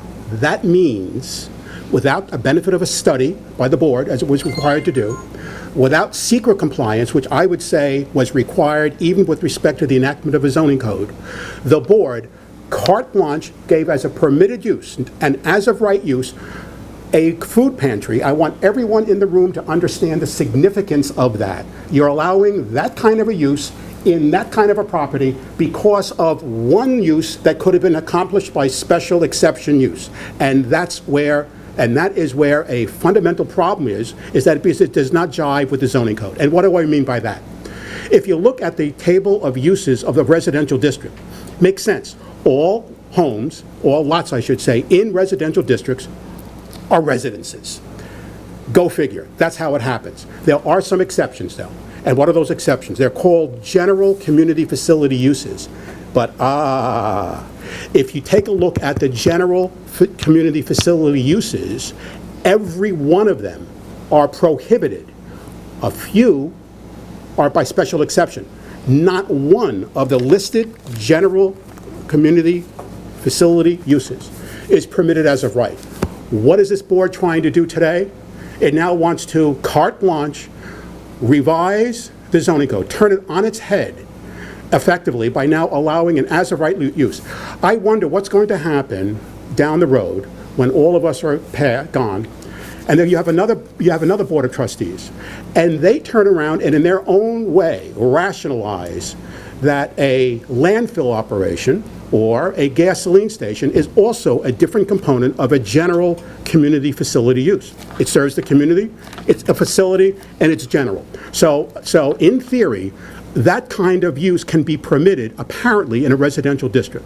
I have Mr. Stephen Jones, who is former member of the Suffolk County Commission. He will be speaking also with respect to this, at least preliminarily, because we have a number of things to say after we've had the opportunity to consider this. May I say something also with respect to the second floor? I think we heard the applicant say that the second floor is going to be used for an office to accommodate the pantry use. That is a philanthropic use. The zoning code currently says that all philanthropic uses, all stores, philanthropic offices I should say, located within any district has to be on a minimum of 3 acres. 3 acres. Now, why did the Board of Trustees do that several years ago? Were they just because they had a lot of free time on their hands? Were they just being cynical? I submit they did it because they had reasons. Some of the reasons you heard today as to the reasons why you do not have this kind of use in a residential area. Some of the reasons. But what did the board do? In all due respect, was any study done with respect to this proposed use? By the way, not only with respect to this lot, but apparently a study done with respect to the entire residential district, all 9 residential districts, every one of them. I don't want a single person in this room to be surprised when they hear, to their shock and horror, that a pantry use, which is now opening the door to the concept of general community facility use, a pantry use is allowed everywhere, not just on the proposed facility. But none of this was considered by the board because, frankly, it was. Don't confuse me with the facts. Don't confuse me with what the law says. I just want to get it done, and I'm going to do all as I possibly can to try to get done. I would urge the board to rise above that and look at the zoning code. I would argue, in all due respect, that this zoning amendment, if it once adopted, makes the zoning code essentially a worthless piece of document. Why? Because apparently. Oh, well, I was not aware. Okay. I will end shortly. The zoning code is a worthless piece of document because apparently, based upon the makeup of a board at any given time, they can determine that a clearly non-residential use, a food pantry being one example of it, now qualifies as a general community facility use. Not only are we going to allow it on one specific property, we're going to allow it across the board. And this board is establishing that kind of a precedent. I would urge the board to adjourn consideration of this. I think it requires further study. I think you should, and Mr. Jones will speak about that as well, should require further study so that the right decision is made by this legislative body in designing a zoning system that's consistent with the comprehensive plan that Mr. Jones will be talking about, consistent with the statute as it currently exists, which talks only about residential uses, not food pantries, and certainly not an office on the second floor that's supposed to be on 3 acres. Mr. Mayor and members of the board, thank you for this opportunity. Thank you very much. Mr. Mayor, can you pause for 1 second? Yes, we're going to take a quick recess. Thank you, everyone. There's quite a bit of meeting left, so for those who would like to stay, we'd love to have you, but for those who are trying to be polite, we still have 30 resolutions and another public hearing. So we have a recess at the moment.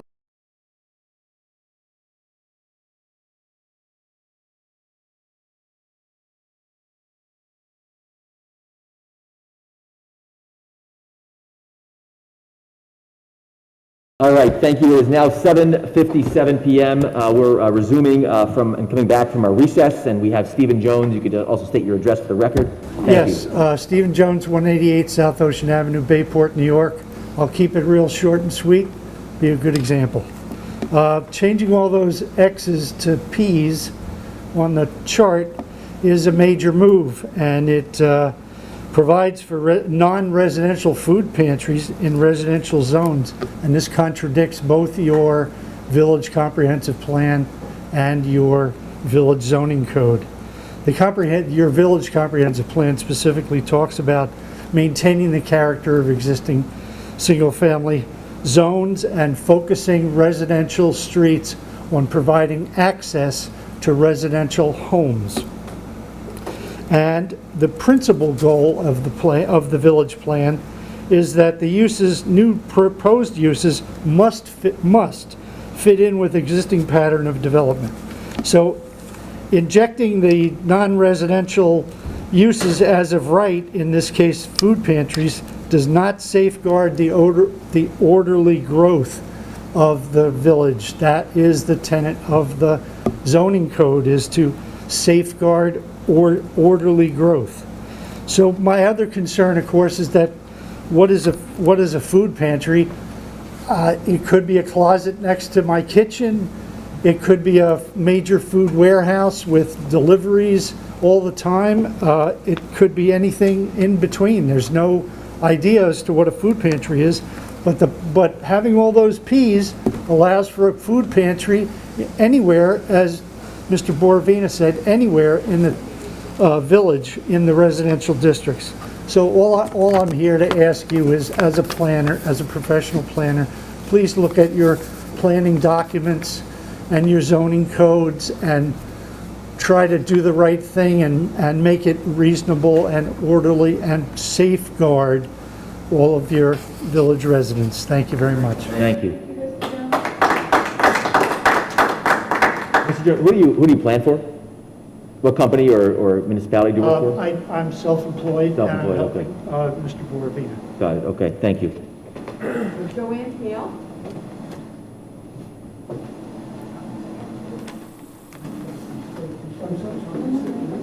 Good evening. My name is Joanne Hale. I live at 51 Meeting House Lane, which is directly across the street from the food pantry. My family has lived there for 60 years. My uncles owned homes all on Meeting House. My great-grandmother owned the property on Job's Lane where the fountain is. So we've been here for many, many, many years. So first of all, I would like to address Jesse, if I may. I spoke to you last week in the village, and we discussed this a bit, and I asked you, you know, I wanted to know what was going on, what was happening, what the end result's going to be, and you said that you regretted signing a 30-year lease. First of all, I don't know who is signing a 30-year lease with anybody. I'll be dead in 30 years, you know, and who knows what life is going to be. food pantries, who knows? Who would sign a 30-year lease for something like that? And what is Southampton getting out of this? Nothing. We're not charging them rent. There's no obvious anything positive for what Southampton, the village of Southampton, will be getting from this. Are we getting a rent? No. They're paying utilities. Why couldn't we put the property to another use? Sell it. Put it towards sewers. Sell it. Put it towards whatever the village might need. You had said that you regretted signing the 30-year lease. You said you were going to try to undo it. You were going to talk to your lawyers. Have you spoken to your lawyers? What did they say? Can we know? Is this a done deal, and everybody who's speaking here is just wasting their breath and time? I just redid my home. Rose just redid her home. This is a residential. I would like to invite all of you to sit on my porch from 6 o'clock in the morning. I will serve bagels and coffee. And I would like for you to see what goes on from 6 o'clock in the morning, where every construction truck, van comes up.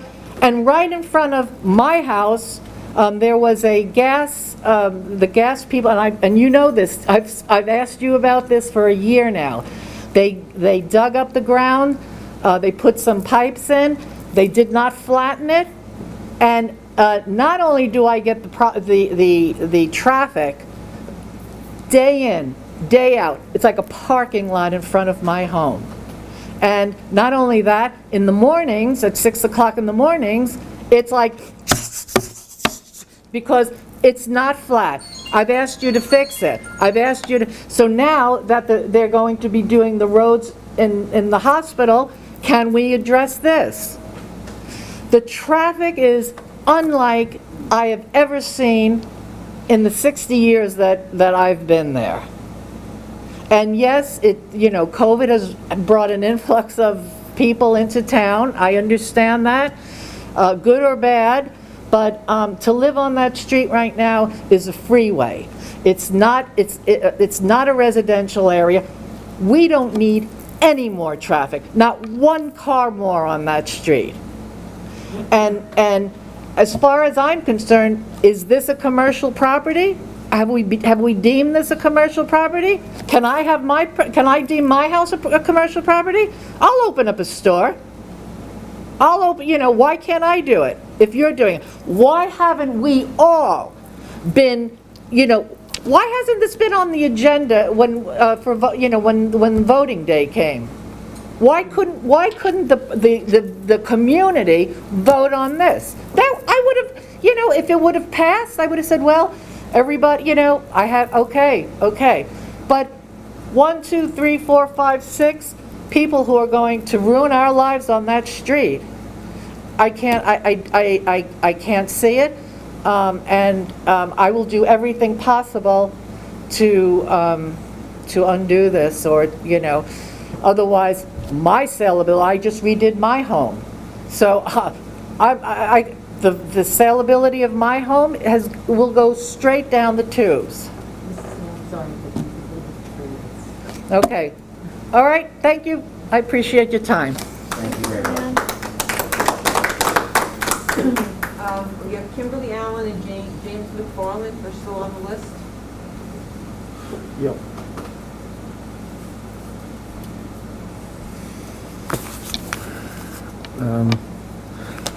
My name is Jim McFarland. I live on Windhanch Lane, and I own a couple properties on Meeting House Lane, which I've had for 20, 30 years. I've been out here for 45 years, which is not really germane to this question.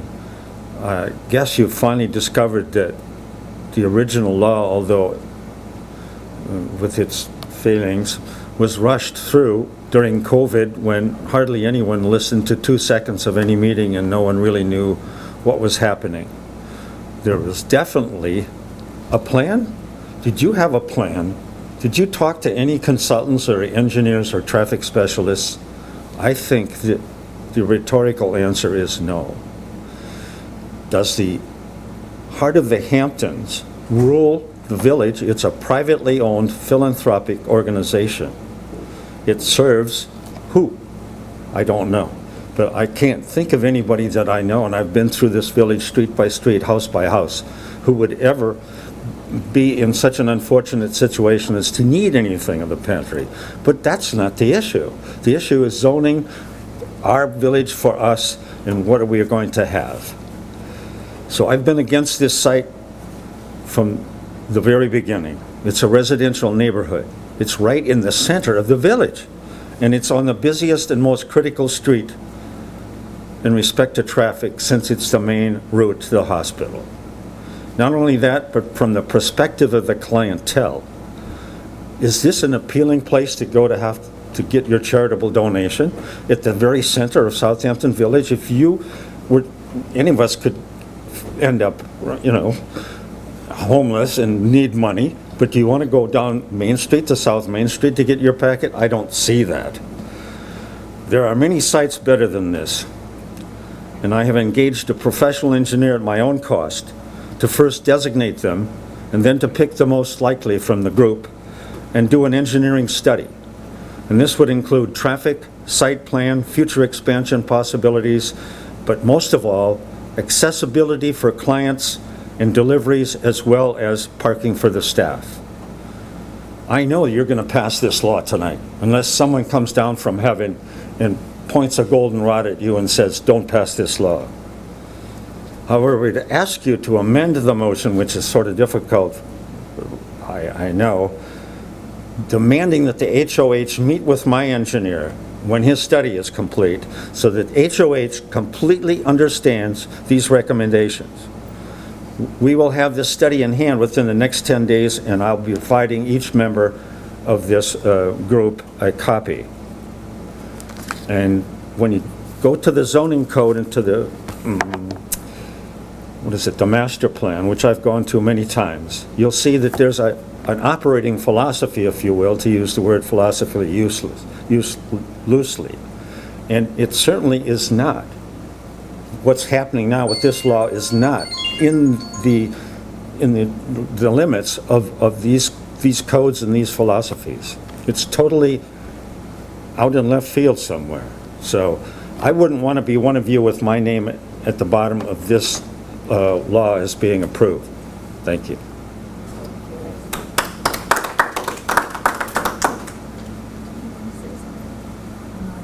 Does anybody else like to speak on that, on the public hearing? Good evening. My name is Dr. Joseph Sufer. I live on 64 Meeting House Lane. I've been there for... I can't hear you. Oh, I will try to speak louder. Just a reminder, we've got the 3 minutes. 3 minutes, yes. I only have 3 minutes. Doctor, I haven't started the timer yet. Just spell your last name for the record. Sufer, S-O-U-F-E-R. Thank you. Now I'll start the minutes. I don't want to reiterate all the points that have been made tonight. I think everyone has spoken very clearly. What I do want to say, though, is that no one is against the food pantry. In opposition of what the representation of the food pantry woman had said, we're not against it. We are just simply asking the board to look at a different location. After a study has been done, as Jim has just indicated, that would be the proper thing to do. It's the responsible thing for this trustee, for you as trustees to do. That's all we're asking you to do. Putting aside what side of the refrigeration is and where the windows are, all those things are really mute. We do want to have a food pantry that serves the community as best as possible. That is not the issue. It's the location.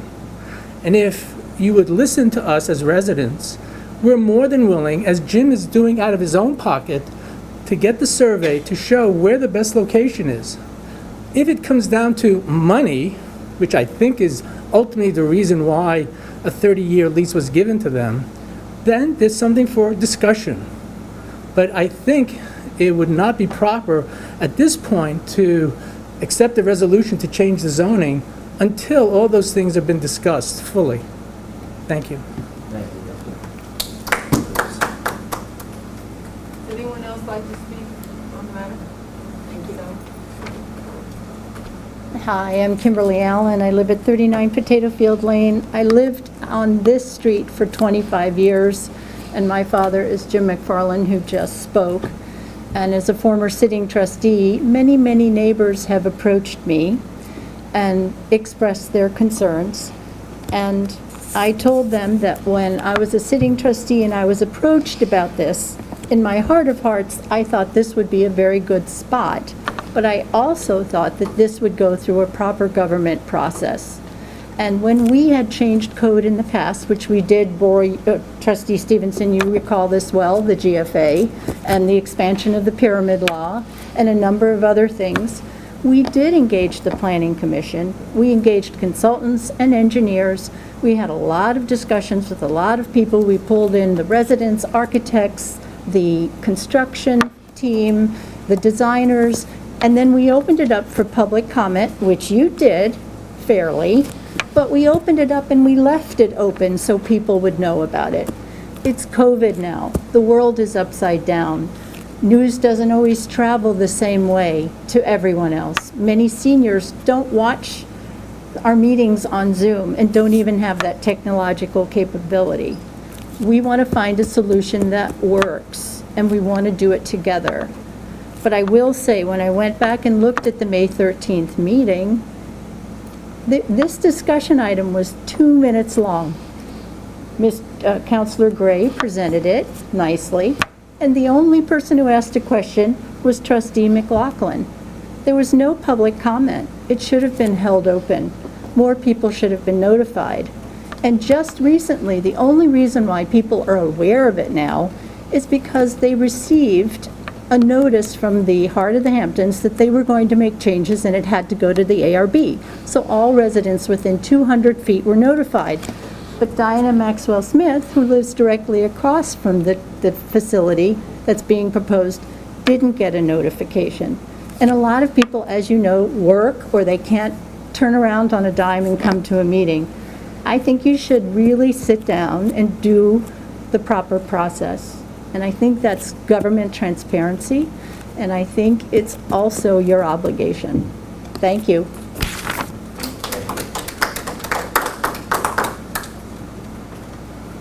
Anyone else? Mr. Brett Schneider, did you want to speak as well?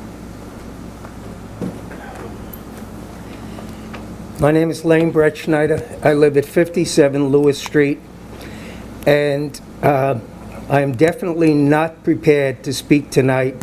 I hope I will not ramble for the next 2 minutes. But this reminds me of a situation that I remember from, at least 40 years ago, back in Queens.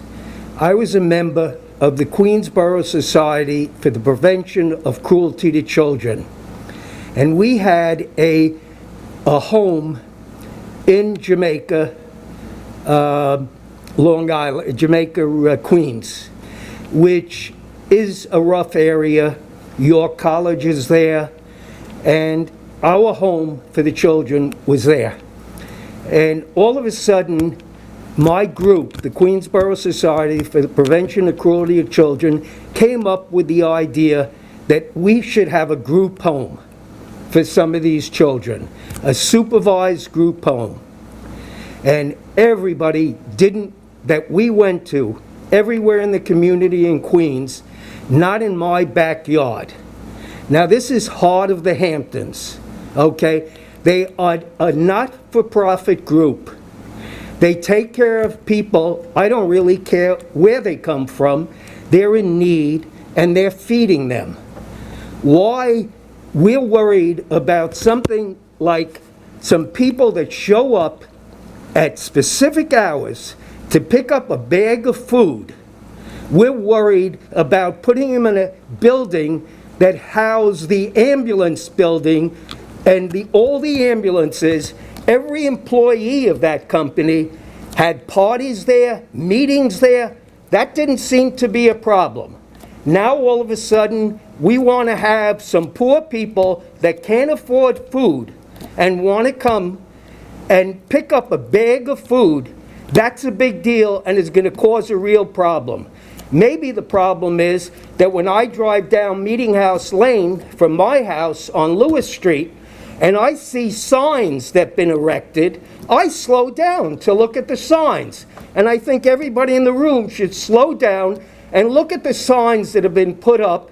I guess they're legal because they're on your property and we can't stop you. But why don't you worry about that? Why don't you worry about the people that you're bringing to this? I see those cars parked and they're working on your property, and that's why Meeting House Lane is jammed up. And if you don't want the garbage trucks at 6 o'clock in the morning, pay them $5 a month more and they'll show up whenever you want them to come, and they won't come at 6 o'clock. I have the same garbage truck as you guys have, and they come when I want them to come. Thank you, Lane. Thank you, Lane. Are there any additional, all right. Nice. Sir, That's where you come from. All right, let's That's give why you- you're so popular. Jim, please, let's have some decorum. There's no cursing or gestures at people. This is a public forum, and I really appreciate you keeping your cool demeanor, so thank you very much. We're passionate about this issue. So, are there any additional comments from the board? No, I think we addressed everything. Mr. Mayor, I was not part of the board that voted on the initial application, so many of the issues that have been raised tonight were not part of my experience. I wasn't a trustee at the time. I said that I was not a board member when the original approval was issued, so many of the issues that have been raised tonight I'm not super familiar with, so it's been quite interesting to me to listen to both sides of the argument. One of the things that I spoke about the day that I was sworn in was I felt my job as a trustee was to try and figure out the path that provides the greatest good for the greatest number of people. And I certainly think Heart of the Hamptons is a tremendous organization and provides a great amount of good for a great number of people. That said, I also came to this board from my governmental experience was on the planning board, and I know how important the planning board, the regulations and the way that we pursue our zoning and the way we enforce the development of the community is to the entire community. And it does concern me that this approval would create a precedent that would seem to me to be in contradiction to what our master plan suggests. So my own personal wish would be, because I'm new to this and I haven't experienced all the issues and I haven't had time to study them, is that we adjourn this. That would be my personal preference, but I defer to you, Mr. Mayor. I too would like to. Joe, let's have a quick just to it. Would love to hear. Trustee Stevenson, actually, Trustee Blackman, please. So, as I had mentioned during my comments to the public, I do want Council, if we can have if we can go back to the drawing board and see where we are with this quote, the permitted use issue, and also to look at, if there's a way we can accommodate both parties here, because both parties have a valid concern, are the Hamptons and so we do have to look at that. So I would like to see this, instead of being a permitted use, let's go the route, as you and I discussed before, to do the special exception use. I know we spoke with Ms. Bishop privately, so if we can go back to look at this, also have this proposal, have the traffic study be a part of it, and see and have the data come to us to see how many cars go in and out. Because again, I do understand that the ambulance run may have just been 5 crew members and 3 ambulances for 20 plus years. However, both parties, again, there has to be a compromise here, and I think this board, we can work together to find that compromise. I know we signed a lease when I first was elected, so I was not privy to this lease prior to taking office. So I know it's, sometimes we kind of have to double back, but I think we have to, again, council, if we can address this in a more way that we can at least attempt to satisfy both parties here. Well, what I would add, Tristan, they're good points. The issue that you mentioned of a special exemption use, if we go down that road, we are still going to be back in the same situation, just through a different mechanism, but it's just going to be in a situation later. Because at the end of the day, I don't disagree with Trustee Stevenson as far as having a little more time to deliberate. It's very hard to make every single person happy. Buying time ultimately is not going to make everyone happy either, but at least it'll give us a little more time to deliberate. It's a very tough situation that we're in because there is a lot of support for Heart of the Hamptons, and we also have neighbors who have legitimate concerns. And this is a very tough situation because at some point we are elected to make a decision and to vote. Now, again, I wouldn't mind having a little bit of extra time and to adjourning this, as Trustee Stevenson said. We have 2 new trustees that weren't privy to this. The other irony is that we've had a couple of changes in this board, but every single person that has come through this board, regardless of political party, regardless of ideology, regardless of their stance on any type of issue, zoning, development, etc., everyone has supported this. This is actually one of the things that every single person... From the public before you made that decision, sir. Okay. I'm sorry to contradict you, but you didn't give us an opportunity to speak to you before. Rose, we're happy to give the public as much time as you might need, and which is why it feels like we're looking to adjourn this anyway. We'd like to give the public as much time as you'd like. The last thing we want to hear as elected officials, and our job is to obviously serve you and every resident in the best way possible, is to hear that exact same comment that you said. That's the one thing we don't want to hear. Regardless of this decision, positive yes or no, what has to be true is that there's ample time to deliberate, and we again don't want to hear anybody here that they didn't have the opportunity to present their case and to speak. So it's a very tough situation. Again, my inclination again is to have a little more time to deliberate on this. So that's my position on this. I am there's going to be a situation where several people or an entity are not going to be happy. It is my hope, and I don't know if it's true, that if studies are done or if there's more time to have conversations amongst Heart of the Hamptons and some residents, perhaps something can be worked out. I hope that's a possibility. That would be the ideal outcome. I don't know if that is a real possibility, but I would love for that chance to exist.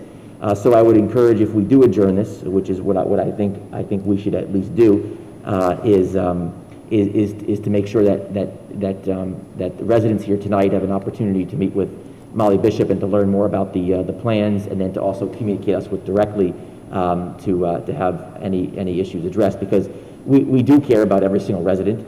I've known some residents in the room for quite some time. I've known Joanne since the moment I moved to Southampton, and so I feel very badly for her, knowing her for all these years, and for her for whatever the environment is, for always to be supportive of me, and whether it's been my business or whatever that is. And at the same time, we know how important having a food pantry is, because especially after this pandemic, that's left a lot of people with food insecurities, and at the same time, it has furthered the divide between the very rich and the very poor. As you said, this is your jam. You're a social worker, so you understand this. So this is a very tough situation that's in front of us, and we do appreciate the members of our community coming forward. Prior to you guys coming forward, we had the opposite meeting where we had a lot of people here pushing for us to adopt this from the food pantry. So we heard them too. You're welcome to come back up at any point to speak if you'd like. This way we can get it on the public record for our minutes. But those are my general thoughts that I'd like for people to hear. Hi.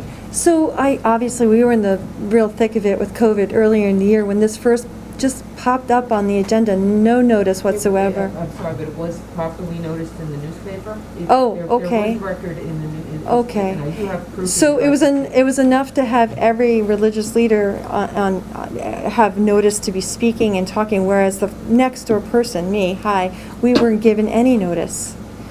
And so we had just enough time to write a letter.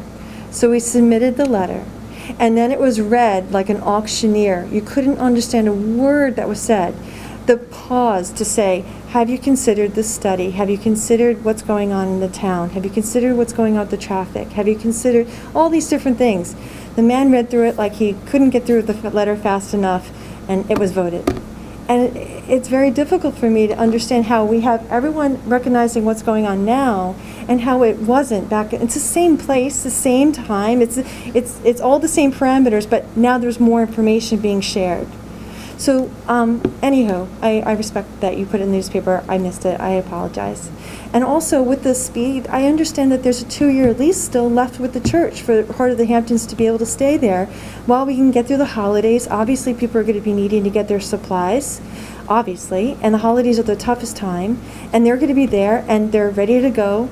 And while this is all being debated, and the neighbors are having their say, and the Heart of Hamptons, wherever they're going to end up, whether it's next door or whether it's another location in town, is all going to be properly done in the correct way. And then, well, what was the last point I wanted to make? Well, anyway, thank you for listening to you so much tonight. I apologize for taking so much of your time. No problem. It's our pleasure. Thank you.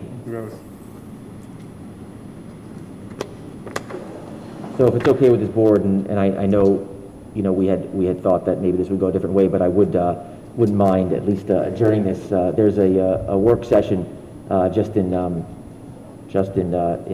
12 or 13 days, and I wouldn't mind adjourning it to that work session. Give us a little bit of time just to deliberate a little more. Mr. Warren, would you like me to make a motion to adjourn this to the next meeting? Sure, if you'd like to do the honor. I so make a motion. I'll second it. All in favor? Aye. Aye. Aye. All right, thank you for everyone for coming out. That was our third public hearing. I appreciate this was a long night for a lot of people. I'm sorry, that was our second. We have our third, so we have a long night still ahead of us. Thank you, Mr. Mayor.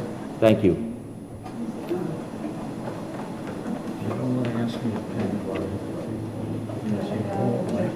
Thank you, Lee. Good night. Yeah, I think, Nick, I think you just missed it. Thank you, guys. It's adjourned to the 24th.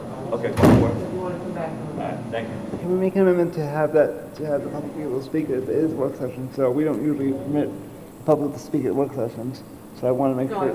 there's a public hearing. Okay. Yeah, for the public hearing, it's the public comment. But anyway, okay, so we've adjourned that. We have our second, third public hearing up on the agenda tonight. We have Jeff Broadleaf here, so I'll make a motion to open the third public hearing, which is the Board of Trustees in the Village of Southampton shall consider the proposal to amend the Village Code, Chapter 116-37, building permits, certificates of occupancy, fees, enforcement, more specifically, the proposed modifications to the code is intended to require the review of any proposed demolition of any structure 70 years or older. The procedure will require the referral to the Board of Architectural Review and Historic Preservation.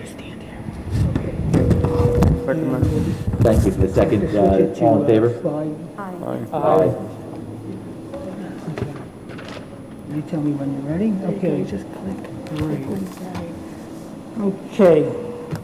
So, you know me, I'm Jeff Broadleaf. I'm chairman of the architectural board. I came to a standing room only crowd, and now it's just us. But to some extent, that's fine, because I think most of you are familiar with the issue at hand. And so, Kat, you tell me to just...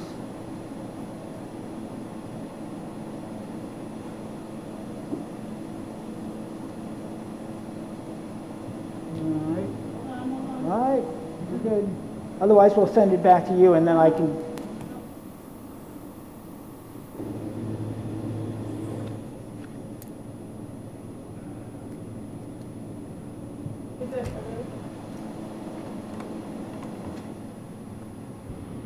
You want to take it back from your end, Kat?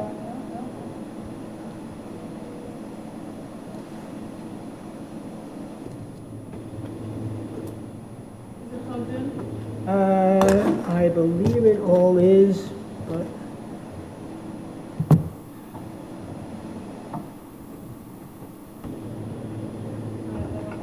okay.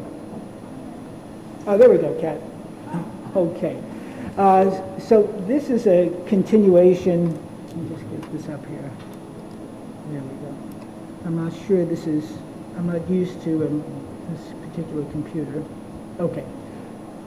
So this is a continuation of, yes, of something that was brought before the Board of Trustees in March, but it's really older than that.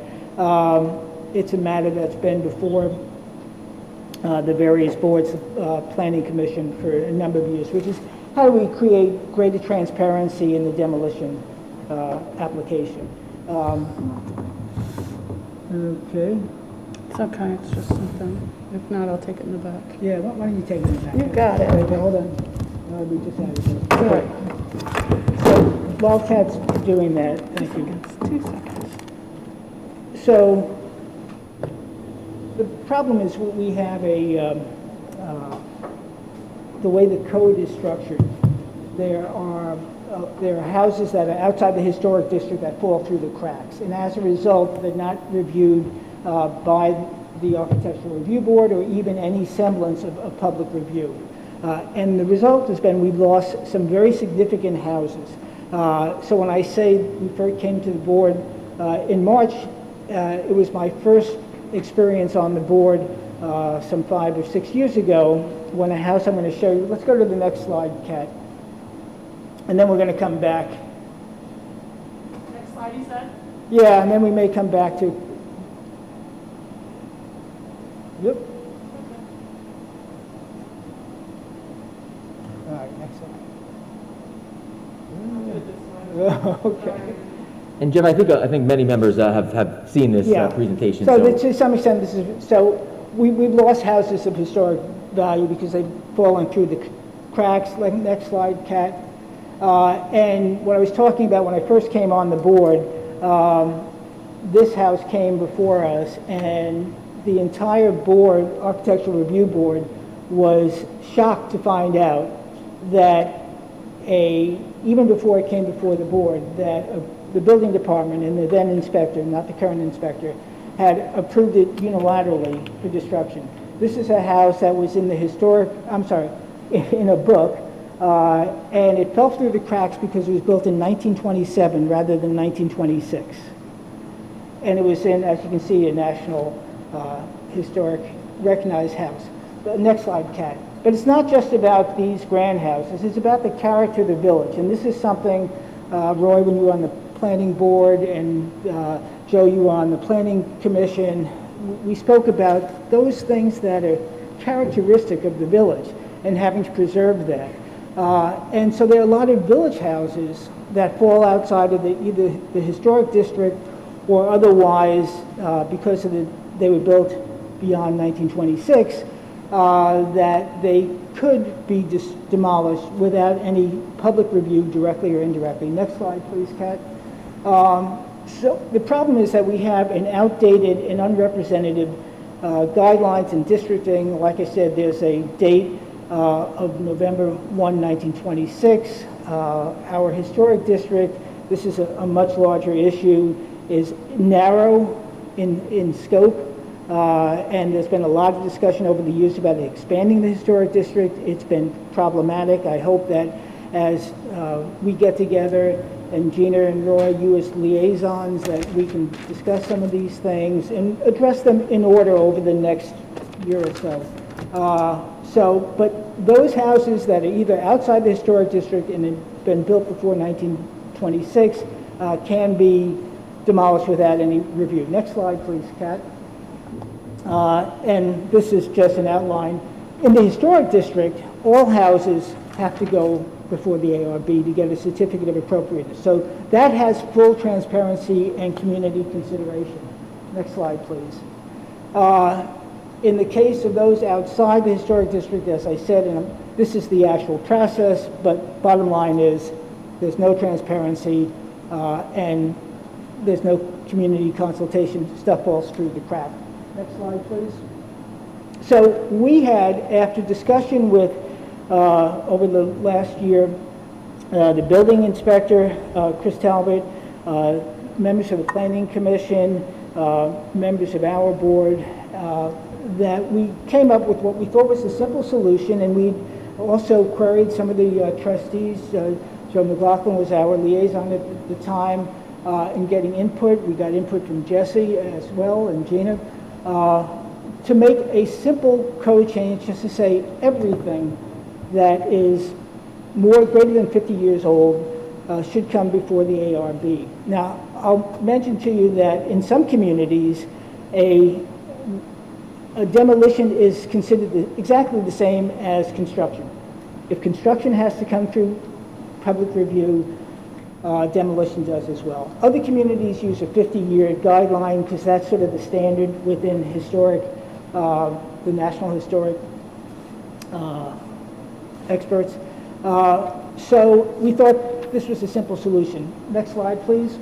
So there were concerns that were raised at that meeting, for those who watched it, that 50 years would include houses that were built in the 50s and the 60s, which, unless they were built by a famous architect, were probably not of a historic value, quote unquote, and that there also, and this is where we got some input from the trustees and from Mayor Jesse as well, is, you know, if we subject more houses to public review, particularly the ARB, and it requires notification and the like, it's going to take a long time. So, next slide, please.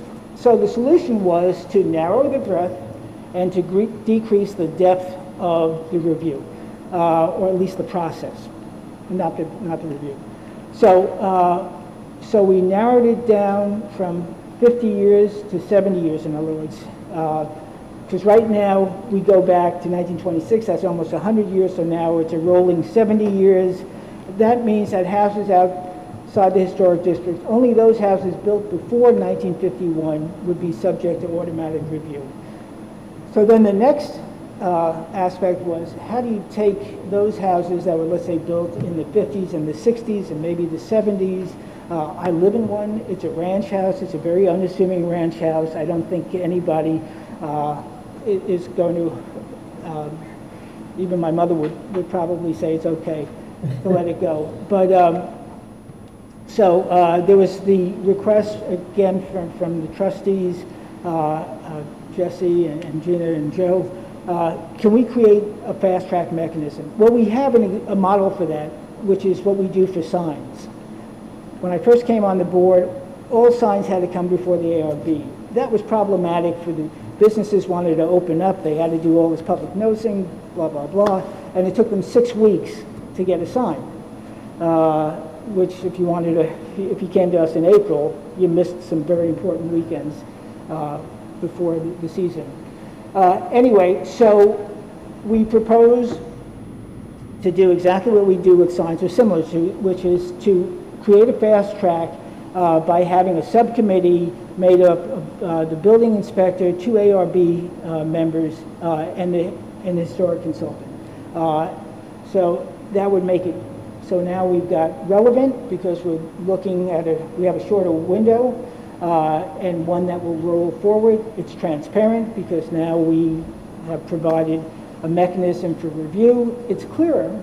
People know what's happening, and it's actually going to be faster. At least the process is faster.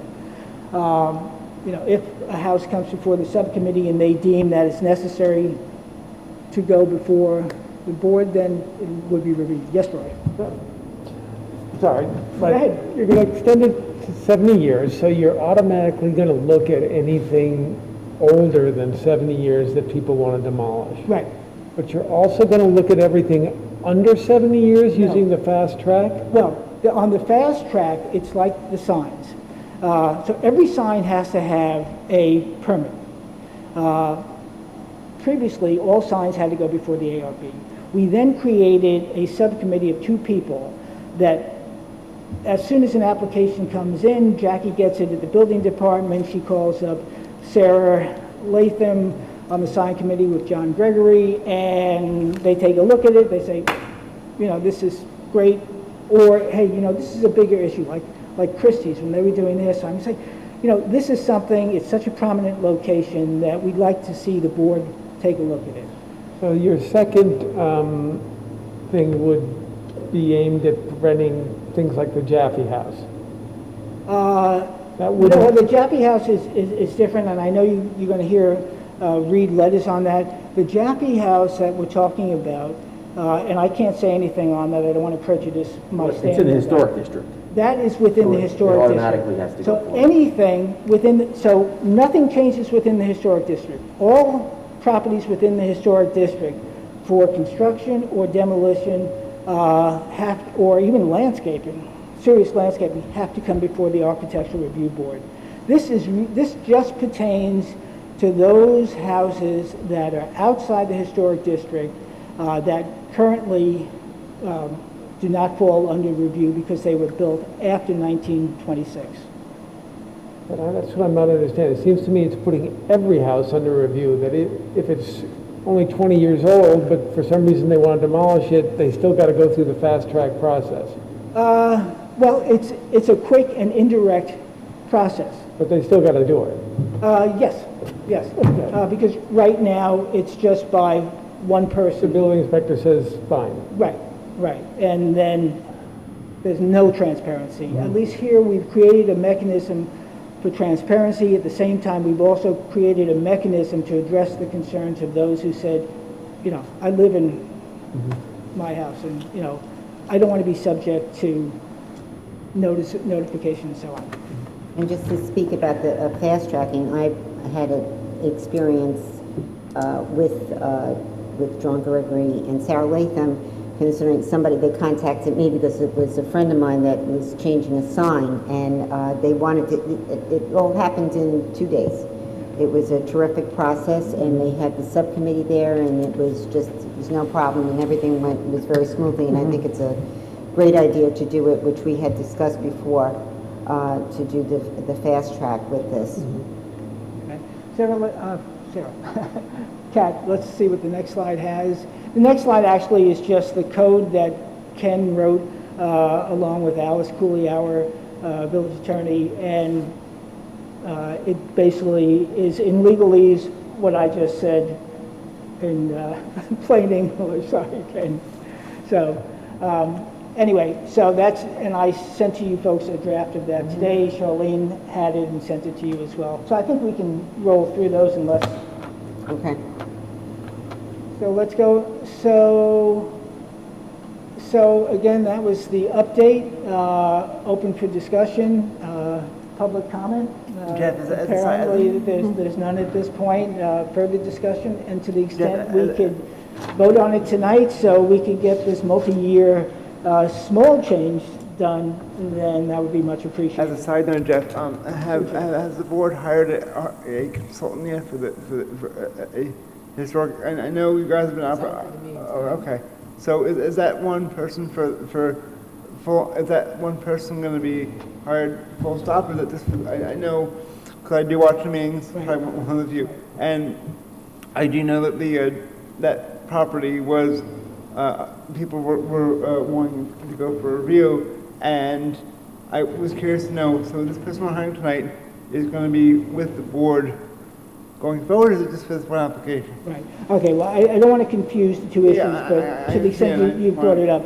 So historically, and I don't know if all you folks know this, we had a consultant who contracted, but who was essentially on staff, and would attend every meeting, would get paid for attending those meetings, which created an expense, because in a lot of cases we don't hear historic meeting applications, or they're not of a significance. So, and then what also happened is the consultant in effect became a sixth member of the board.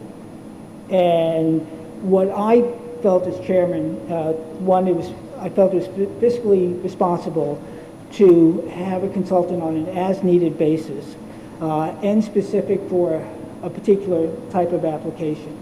One, to save money, to get expertise when and where we need it, and in the case of the application tonight. It's for a specific contract with a specific scope of work and a specific assignment. Now, I did, in speaking to Charlene, who's been very helpful on this, we did discuss the thought of sort of not a compromise, but sort of blending the two of those together and having somebody on call. Okay. So that would facilitate the process, but also at the same time save the village money. So this person would only be coming for meetings that pertain to certain applications? Right. It's my belief that, and my board members share this with me, that the consultant, which is sort of reflects the code, should be responsive to the ARB for whatever assignment has been given that person. Okay. Thank you for that clarification. So, again, my wish is that you would put it before a vote tonight. So, I do have one letter to read into the record. It is from John Bennett. Again, I don't know if I need to read the entire letter, but I think he's spoken, and he is on the record for all the past public hearings. And he states that it is their position that requiring review of the architectural review and historic preservation pursuant to Chapter 65 of the Village Code is an extension of the village's historic district, requiring noticing to any property owner affected by the proposed extension pursuant to both federal and state laws. See Section 36 CFR. Property owners within the village who may substantially be impacted by this change in legislation must be properly put on individual notice. We remain opposed to the proposed amendment to Village Code Section 116-37. Please refer to prior correspondences. That is the only communication we had. Thank you. Thank you. I have nothing further to add. I think we've had many hearings. We appreciate your diligence and the ARB's diligence in taking this and it's my changing it. pleasure. Believe it or not, it's my pleasure, as much as it's your pleasure. I just want to say, Jeff, thank you for all your work. I know it's a hard job every other Monday on this day. So you folks have a hard job. It's a tough thing, and the compromise that did take place. I know it was difficult for some of your colleagues to make that up. But I thank you all for compromise is what government's about. So I wanted just to thank again Sarah and the whole board for their dedication and for well, we appreciate the board's support. Thanks. Thank you very much, Jeff. So, with that said, I'll make a motion to close the public hearing. Is there a second? Second. All in favor? Aye. Now, can I just understand your process? Is that a vote, or is that? There's a resolution later on that the board will vote on, Gotcha. adopting the local law. Gotcha. Okay. Since there are 30 resolutions, I think I will bid you adieu. Could we take out order just because Jeff's still here? Could we take it out of order? It's actually, I'd rather just keep it in order. Stay in It's there. order. I don't think there's a need for me to be here unless you want me to be here. Unless we change our mind. Unless you, if you need company, although you're well-served back here, and Ken, you got that correction on the other thing, so thank you, folks. All right, have a good night, and I hope somebody's a fast reader on the resolution. Thank you. I was going to say that. Thank you, Jeff. All right, so we'll keep on going. There's two communications to the board. I'd like to thank our former trustee, Mark Parrish, for his suggestion, excellent suggestion. And then number two, there's numerous letters and emails that the board has received, both in email and their packets, as far as the opposition to the demolition of 88 Meadow Lane, a home designed by Norman Jaffe, and that's in front of the ARB now, as Jeff has most recently discussed. As we go into the suggested resolutions, would the board like a 2-minute recess, or do you want to keep on going? all right. Keep going. Okay. So Charlene, I hope you are a fast reader. We've got 30 or so resolutions. So thank you. Okay, thank you, Mayor. Resolution number 1, resolved that the claims for the warrant dated August 12, 2021, totaling $854,769.84, warrant number A-67, General Fund, $141,855.81, warrant H-3 Capital Fund, and $2,694.30, warrant T5 Trust Fund, be approved and audited and approved. May I have a I'll make the motion. Second? Second. All in favor? Aye. Any opposed? Resolved that the reading of the minutes for the public session of July 20th, 2021, and session of August 3rd, 2021 be disposed with, and those minutes be accepted and filed by the village administrator, and that the actions taken at the meeting be and hereby are ratified and approved. Do we have a motion? Motion. Second? Second. All in favor? Aye. Any opposed? Resolution number 3, the Board of Trustees hereby amends the resolution to appoint Nicholas Johnson to a full-time laborer position adopted at the July 20th, 2021 Board of Trustees meeting to correct the department from Building Maintenance Department to Parks Department at a salary of $43,293.31, effective July 22nd, 2021. Motion? Motion. Second? Second. All in favor? Aye. Any opposed? Resolution number 4, the Board of Trustees approves the request from Chief Alfred Callahan to use Downs Family Park Field for the Southampton Fire Department annual installation dinner on Saturday, September 25th, 2021 at 6 p.m., including prior and post-day preparation. Do we have a motion? Motion. Second? Second. All in favor? Aye. Any opposed? Resolution number 5, the Board of Trustees approves the mission statement for the Climate Action Committee attached to this agenda. Do we have a motion? Motion. Second? Second. All in favor? Aye. Any opposed? Resolution number 6 is the Board of Trustees approves the addition of the Long Island School of Arts and Piccolo Opera Concert at the Agawam Concert in the Park Series on Thursday, August 19th, 2021. Do we have a motion? Motion. Second? Second. All in favor? Aye. Any opposed? Number 7, resolved that the Board of Trustees approves the beach event application for Gin Lane Beach on Saturday, September 4th at 6:30 p.m. till 10:30 p.m. for 130 guests. Parking will be pre-coordinated, and exception to parking letters will be conspicuously displayed on vehicles during the event. Do we have a motion? Motion. Second? Second. All in favor? Aye. Any opposed?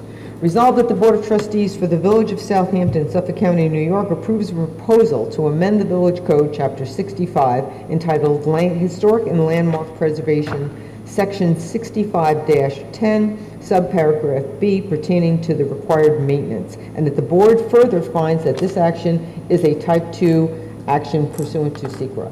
Do we have a motion? Motion. Second? Second. All in favor? Aye. Shirley, we're going to withdraw 9 because we would be adjourned. Yes. Resolution number 9, is the resolve that the Board of Trustees of the Village of Southampton approves the proposal to amend the village code for special conditions in certain residential district regarding food pantry. Are we withdrawing the table? Motion to table it. Yeah, Motion to table. So we need a motion to table. I'll make the motion to table. Second. All in favor? All in favor? Aye. Any opposed? All right, we're number 10 now. Number 10, the Board of Trustees approves the budgeted salary increase for Accountant Julie Crudup to $60,000 effective August 13th, 2021. Do we have a motion? Motion. Second. All in favor? Aye.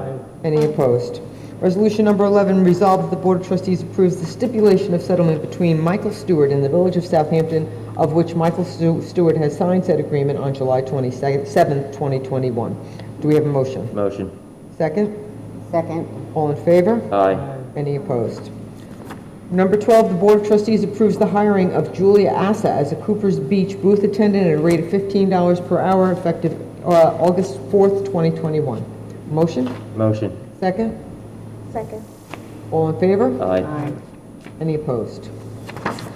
Resolution number 13, resolved that the Board of Trustees approves the hiring of Nellie Nikolova as a Cooper's Beach booth attendant at a rate of $15 per hour effective August 4th, 2021. Motion? Motion. Second? Second. All in favor? Aye. Any opposed? Resolution number 14, resolved that the Board of Trustees approves the movement of Brandon Mendez as a Cooper's Beach attendant to lifeguard at a rate of $15.50 per hour effective August 4th, 2021. Motion? Motion. Second? Second. All in favor? Aye. Any opposed? Resolution number 15, resolved that the Board of Trustees approves the 2021 Coopers Beach Sandcastle Contest to be renamed in tribute in honor of the late Angela Nichols. Do we have a motion? Motion. Is that going forward, or is that Just for 2021. I would like to think see if we can have it be permanently named that. If the board's, I did email the board about that. If the board's comfortable to name it in perpetuity for this individual. Well, we could always revisit that. I just want to put on the record that we could do that. Thank you. I think it's a really good suggestion, and I think we definitely, it's great to do that, but so thank you very much. So we have a second? Second. All in favor? Aye. Any opposed? Resolution number 16, resolved that the Board of Trustees of the Village of Southampton, Suffolk County, New York, approves the proposal to amend the Village Code, Chapter 116-37, Building Permits, Certificates, or Occupancy Fees Enforcement, more specifically the proposed modification of the code intended to require a review of any proposed demolition of any structure 70 years or older. The procedure will require a referral to the Board of Architectural Review and Historic Preservation, and the Board hereby further finds that the action is the Type 2 pursuant to the SECRA. Do we have a motion? Motion. Second. All in favor? Aye. Resolution number 17, the Board of Trustees approves the hiring of Brody Droska as a seasonal parks department employee at a rate of $18 per hour effective August 4th, 2021. Motion? Motion. Second? Second. All in favor? Aye. Any opposed? Resolved that the Board of Trustees approves the request of Zodi Commistis, Southampton Dog Park Committee, to install a permanent dog park fence at a cost of $8,000, funds to be covered by monies raised by the Southampton Dog Park Committee and Trust Fund. Do we have a motion? Motion. Second. All in favor? Aye. Any opposed? Whereas the Board of Trustees has determined the provisions of Article 4 of the Village Code entitled Special Exemption Uses should be amended to clarify the circumstances of which certain applications will be held by the Board of Trustees and to clarify the powers of both boards, Board of Trustees and zoning appeals when applying to provisions. Now therefore be it resolved to consider to amend Article 4 of the Village Code entitled Special Exemption Uses shall be introduced before the board at a public hearing to be held at the Village Hall located at 23 Main Street, Southampton, New York, on the 9th day of September, and be it further resolved that the village administrator shall publish said notice in the newspaper hearing at least 10 days in advance of said hearing in the village official newspaper. Do we have a resolution? Do we have a motion? Second? Second. All right, could you just clarification on what, I was not familiar with this until I saw it yesterday. Counsel? Was there a question? I couldn't hear. If you can just clarify the resolution as to what this, if you can summarize what we're proposing here. This is, the issues concerning special exception uses is generally heard by the Board of Appeals. This is giving this board, this is amending the law to give this board the jurisdiction over museum applications for special exception uses, so that you can take jurisdiction over that type of an application. So where does the jurisdiction of the zoning board lie? Are they no longer part of the process, or are we just the sole agency? I'm sorry, I didn't hear the question. So is the zoning board, are they now not a part of the process, or are they just? They're part of the process. It's just an alternative. It's an alternative method. You could take jurisdiction over the application and hear it, or you can just leave it with them. Okay. Thank you. Thank you. So on the motion, all in favor? Aye. Aye. Any opposed? Resolution number 20, the Board of Trustees approves the stipulation of settlement between Nina Wexler, G. Martin Wexler, and Assessor, Village of Southampton, with an effective date of August 12, 2021, and authorizes the village attorney, Kenneth A. Gray, to sign, and the matters may be submitted to the court as so ordered. Do we have a motion? Motion. Second? Second. All in favor? Aye. Any opposed? Resolution 21, that the Board of Trustees approves the stipulation of settlement between EAM 40 Meadow Lane LLC and the Board of Assessors and the Board of Assessment Review of the Incorporated Village of Southampton with an effective date of August 12th, and authorizes Village Attorney Kenneth A. Gray to sign, and the matters may be submitted to the courts to be so ordered. Do we have a motion? Motion. Second? Second. All in favor? Aye. Any opposed? Resolution number 22, that the Board of Trustees approves the appointment of Anthony Ezzo to the recently vacated position of Maintenance Mechanic 3 in the Building Maintenance Department at an annual salary of $62,347.20, effective August 16, 2021. Do we have a motion? Motion. Sorry for the second, I was going to do discussion. Second. Okay, sorry, for discussion, we have update on this? Charlene or Gina, by any chance? Charlene?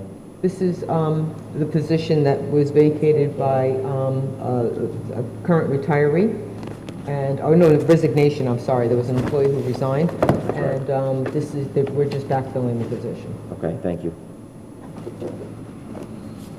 All in favor? Aye. Any opposed? Resolved, resolution number 23, resolved that the Board of Trustees approves the movement of Meg Sweeney as a Cooper's Beach booth attendant to head booth attendant at a rate of $16.50 per hour, effective August 7, 2021. Do we have a motion? Motion. Second? Second. All in favor? Aye. Any opposed? Resolution number 24, that resolved that the Board of Trustees approves the save the date for the application of the Southampton Artist Association to host its annual outdoor Art in the Park event in Agawam Park during the weekend of July 16, 2022 to July 17, 2022 from 8 a.m. to 6 p.m. and to include setup date of Friday, July 15th from 4 p.m. to 7 p.m. and DPW and building maintenance will be notified to ensure sprinkler system is deactivated during the event. Do we have a motion? Motion. Second? Second. All in favor? Aye. Any opposed? Resolution number 25, that the Board of Trustees approves the Little Lucy's Canine Couture Boutique to host their 20th annual Little Lucy's Halloween Pet Parade on Saturday, October 30th, 2021, from 1 to 4 p.m. 2 traffic control officers are required for assistance, and fees incurred will be paid by Little Lucy's of Southampton. Do we have a motion? Motion. Second. Second. All in favor? Aye. Any opposed? Resolution number 26, resolved the Board of Trustees approves Gordon DeVries Studio to conduct a historical and architectural review assessment report and follow-up regarding applications to the Architectural Review Board for services not to exceed $3,000. Do we have a motion? Motion. Second? Second. All in favor? Aye. Any opposed? Resolution number 27, the Board of Trustees approves the purchase to replace audio equipment in the boardroom at an estimated cost of $14,253 to be paid from Trustees Special Projects Fund. Do we have a motion? Motion. A second? Second. All in favor? Aye. Any opposed?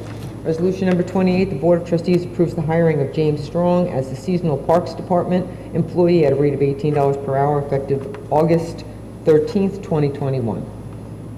Do we have a motion? I'll make the motion. Second.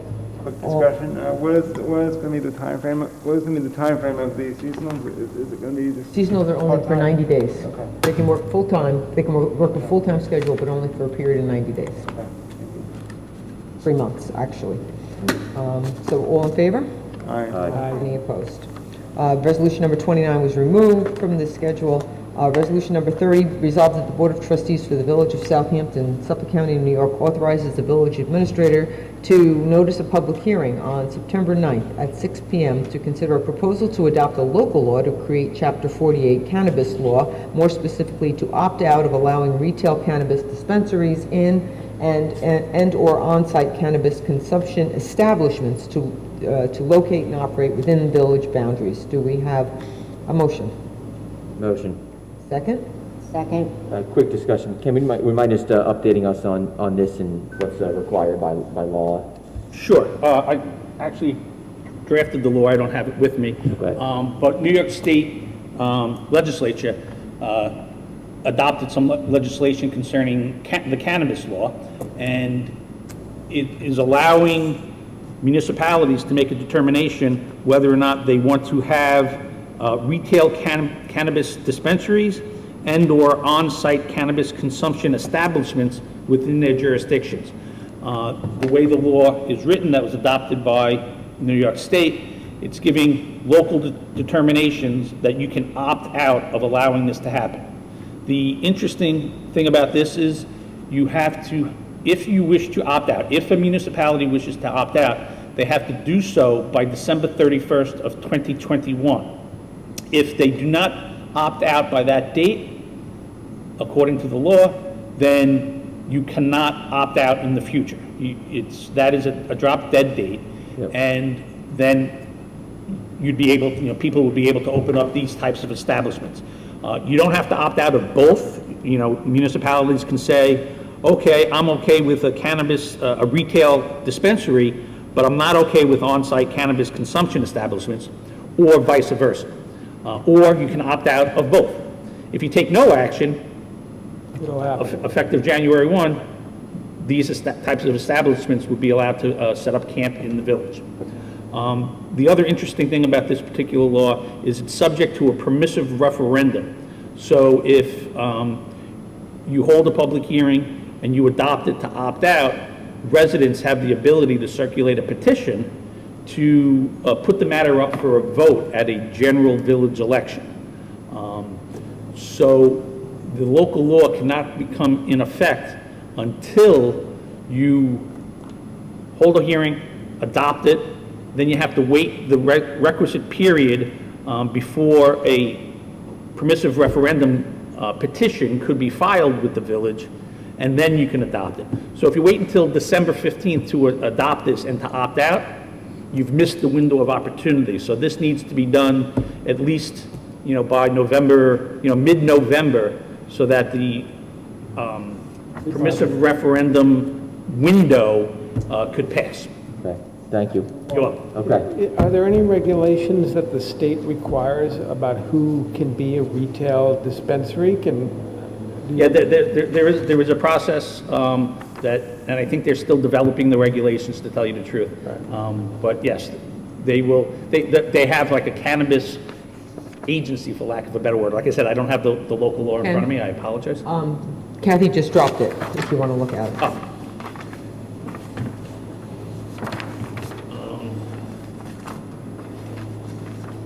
Bear with me.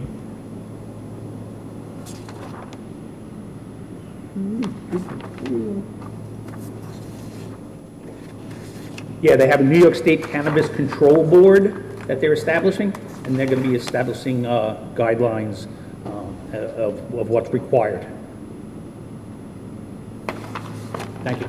So what we're voting on here is just to start a hearing about this, correct? That's correct. You're voting to set a public hearing, to have a conversation with the public and your residents, and I'm sure people will speak in favor of or in opposition to. Kind of have to do it, or else it happens automatically. Right. So we have to do it. Exactly. All right, all in favor?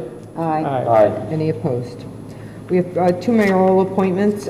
First one, resolved that the Board of Trustees approves Mayor Warren's reappointment of Jeff Broadleaf as chairman of the Architectural Review Board for a term ending June 30th, 2026. So, Shirley, a quick revision here. So Yes. there's a few things that have to happen. I'll make a motion to reappoint Jeff Broadleaf to the Architectural Review Board for a term ending June 30th, 2024, as it is a 3-year term. And then separately, I will send a letter to Mr. Broadleaf informing him that he'll continue to be the chairman of the board, as that is strictly under, I believe, New York State law. Just the mayor just needs to inform him of that versus the board here. So again, I'll just make a motion to appoint Jeff Broadleaf to the ARB for a term ending June 30th, 2024. Is there a second? Second. All in favor? Aye. And then number 2, I think we're gonna withdraw that, and I could also, at any point, Trustee Brown and I could speak, and we could designate her in that authority. But I think we just need to withdraw number 2, if that makes sense. Okay, perfect. So I'll just table this. Okay. We now have comments from board members, so we'll start with Trustee Aresta. Thank you, Mr. Mayor. I'll make it brief, just to let everyone know that the radar signs will be lit up tomorrow. I hope a lot of people noticed the signs were they're They have mobile signs. They've been placed on 2 areas on Prospect Street, one near High Street, and they've been dark, but they have been collecting data for the traffic, and this data is going to be a part of the ongoing traffic study that we are conducting separately. But starting tomorrow, they will be lit up. The parks have been power washing the sidewalks. They started doing that. And also, to address that, there's been it seems the littering problem throughout the village and the garbage problem has been really great this year. So we ask that if the garbage bin is full, please don't leave your garbage next to it. Other problems occur when garbage is exposed. We also ask the store owners to please periodically during the day, if they see something, there was such wind today that there was litter flying all over the place, and if the store owners could help out during the day, that would be terrific. I'm sure nobody really wants to see litter in front of their stores. The North Main Street sidewalk, they're going to start replacing some of the curbs there in the bad area. Also along that area, PSEG has been removing several dying trees there, as well as the hospital area. These trees will be replanted in the fall, as you can't plant anything now because of the heat. It won't. They won't survive, so in the fall we will be replacing these dead trees that have been taken out. We've also increased raking at all the beaches, which is helping some of the litter that's been left on the beaches. So that's also a big problem there, that people have gatherings at the beaches, and we ask that you please take your garbage with you if you see the bin is full, especially if you have a party. It would be appreciated if you could just take it with you. I'm sure everybody has noticed there's been extensive gas work on Elm Street. They are right now changing from the old system to the new system. So they are there in a big presence, and that will all be repaved in the fall once once all that work is done. So that is that's just about it. Thank you. Thank you, Deputy Mayor. Trustee Brown. Well, I'd like to congratulate our employees of the month and thank them for going above and beyond their work. We're also very proud of them. I want to also thank and comment how excited I'm sure we all are at the board as far as the information that was given to us on our sewer district.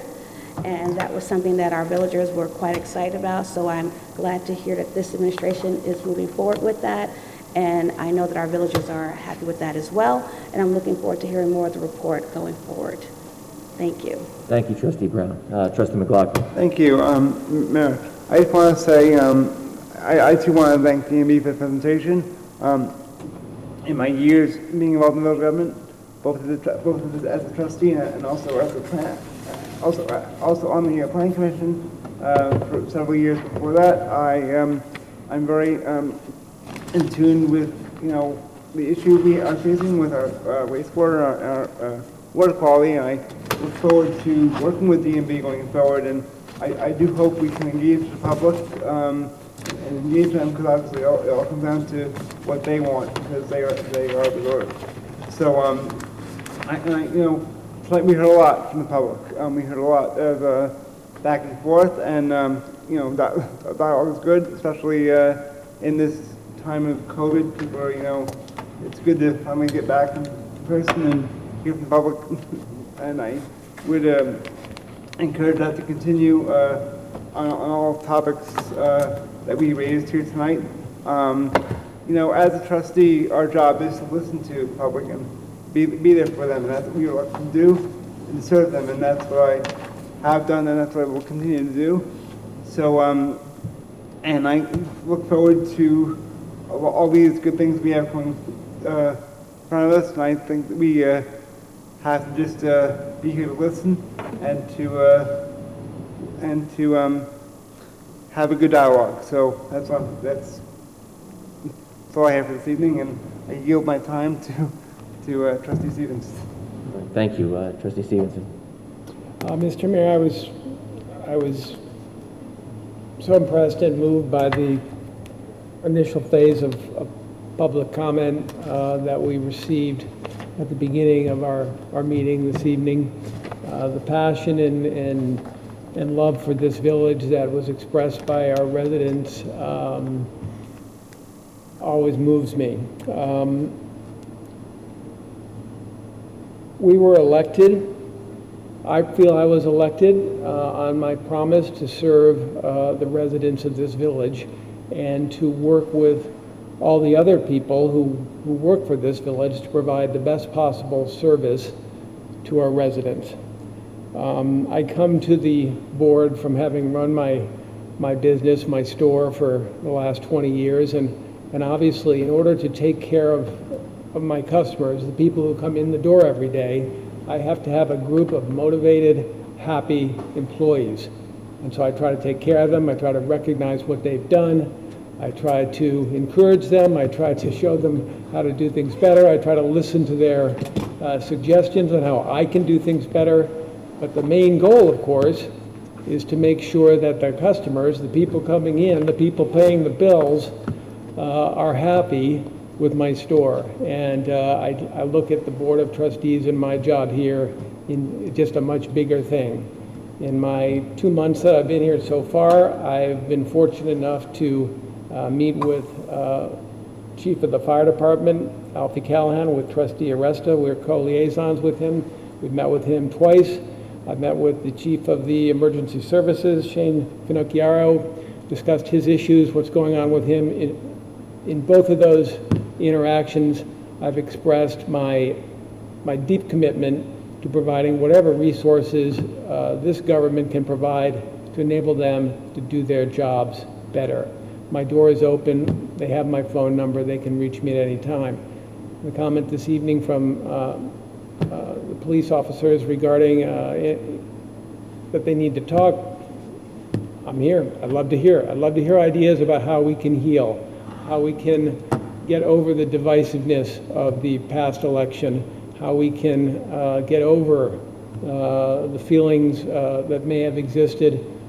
Don't hold any grudges. I really want to make this thing work. I'm totally devoted to it, and let's go. I thank all of you for the opportunity to serve, and I look forward to seeing if I can make that happen. Thank you. Thank you, Trustee Stevenson. I'll try to keep this on the briefer side. I'll echo your comments about, we're here to listen, we're here to feel what others are feeling, and we're here to represent our village. And so my door and our door is also always open. And we're here to listen. And so that's part of the job. We signed up for it. We're volunteers, and happy to be here for that, regardless of whether it's positive or negative. And the reason why we're also happy to represent our residents and listen is because it also gives us the opportunity to help advance our village forward. And so tonight we had a presentation from D&B engineers regarding our sewer district. The village has been talking about the sewer district for over a decade now, for decades, and nothing has been done. And we watched the village of West Hampton basically take our plan from 5 or 6 years ago and then use it to create their sewer district, and they're breaking ground. So it's great to see our engineering team, who worked very hard with the sewer task force and our board of trustees, moving forward, and that's exactly what we want to do. Number two, I just wanted to welcome our two new presidents and vice president of our CSEA. It's a very important union. Those are the union members who help make our village beautiful, who help take care of the street cleaning, the parks, the cleanups, the snow, and we're obviously there for the CSEA union members. We're very happy that there's two new union presidents. We had a great relationship with our past president, and again, we'd like to take care of our working class employees of our village because they work for us and basically are serving us and make sure that they do a great job making sure our village looks good. And as a follow-up to that, they're going to help us, our union members, our Parks Department, Gary Gillespie is going to help us with our Clean Streets campaign. We've noticed that there's a large influx of people into our village using the beaches, and so for the remainder of our summer, we're going to try to put our best foot forward to make sure that we improve our village, which is good, but we want to move it from good to great. and make sure our streets are cleaned up, the trash is picked up more frequently, our beaches are groomed on a more regular basis, and we want to finish this summer with a very strong foot forward. And lastly, well, a few other things. Wanted to again reiterate some guidance regarding COVID. I was on a press sessions this morning regarding vaccines, and I did come up that the Delta variant is highly contagious. Secretions from those who are vaccinated are largely the same as those who are unvaccinated. Even though people might get infected, they might not get the disease. But the fact of the matter is, COVID is spreading again. It's unfortunate, and we're going to have to continue to step up our game as far as how to mitigate what's going on. Southampton Hospital, unfortunately, has 6 COVID cases, all unvaccinated, and I believe there's one patient, unfortunately, in the ICU. Peconic Hospital has seen more, and Stony Brook has seen even more. So we're in a real tough situation. We want to let our businesses finish out this summer, but after Labor Day, there may be a need for additional guidance moving forward, and we'll take that guidance from our hospital and medical professionals. And lastly, just wanted to thank all of our board members. This was a longer meeting. It was a tough one. We had 3 public hearings we got through. We had almost an hour of public comment, and we listened, we learned, and this is exactly what we're supposed to be doing. I know a lot of us make a lot of sacrifices. We all have our families. I know Trustee Brown has her husband at home. I know she's looking to see, and Deputy Mayor's got her family that's probably waiting for her. The same for Trustee Stevenson and Trustee McLaughlin. So I just wanted to thank our board members for a. And it's my son Dominic's birthday. And it is Trustee Rush's son Dominic's birthday. So we want to get her home for that. So that is the end of our meeting. I'll make a motion to adjourn to executive session for the purpose of discussing contractual litigation and Pacific Village personnel matters. Mayor, we don't have exec session tonight. Okay. No matters, nothing on the agenda for tonight. Okay. We will not adjourn to executive session. I will withdraw that. I'll make a motion to adjourn the meeting. I'll second. All in favor? Aye. Aye.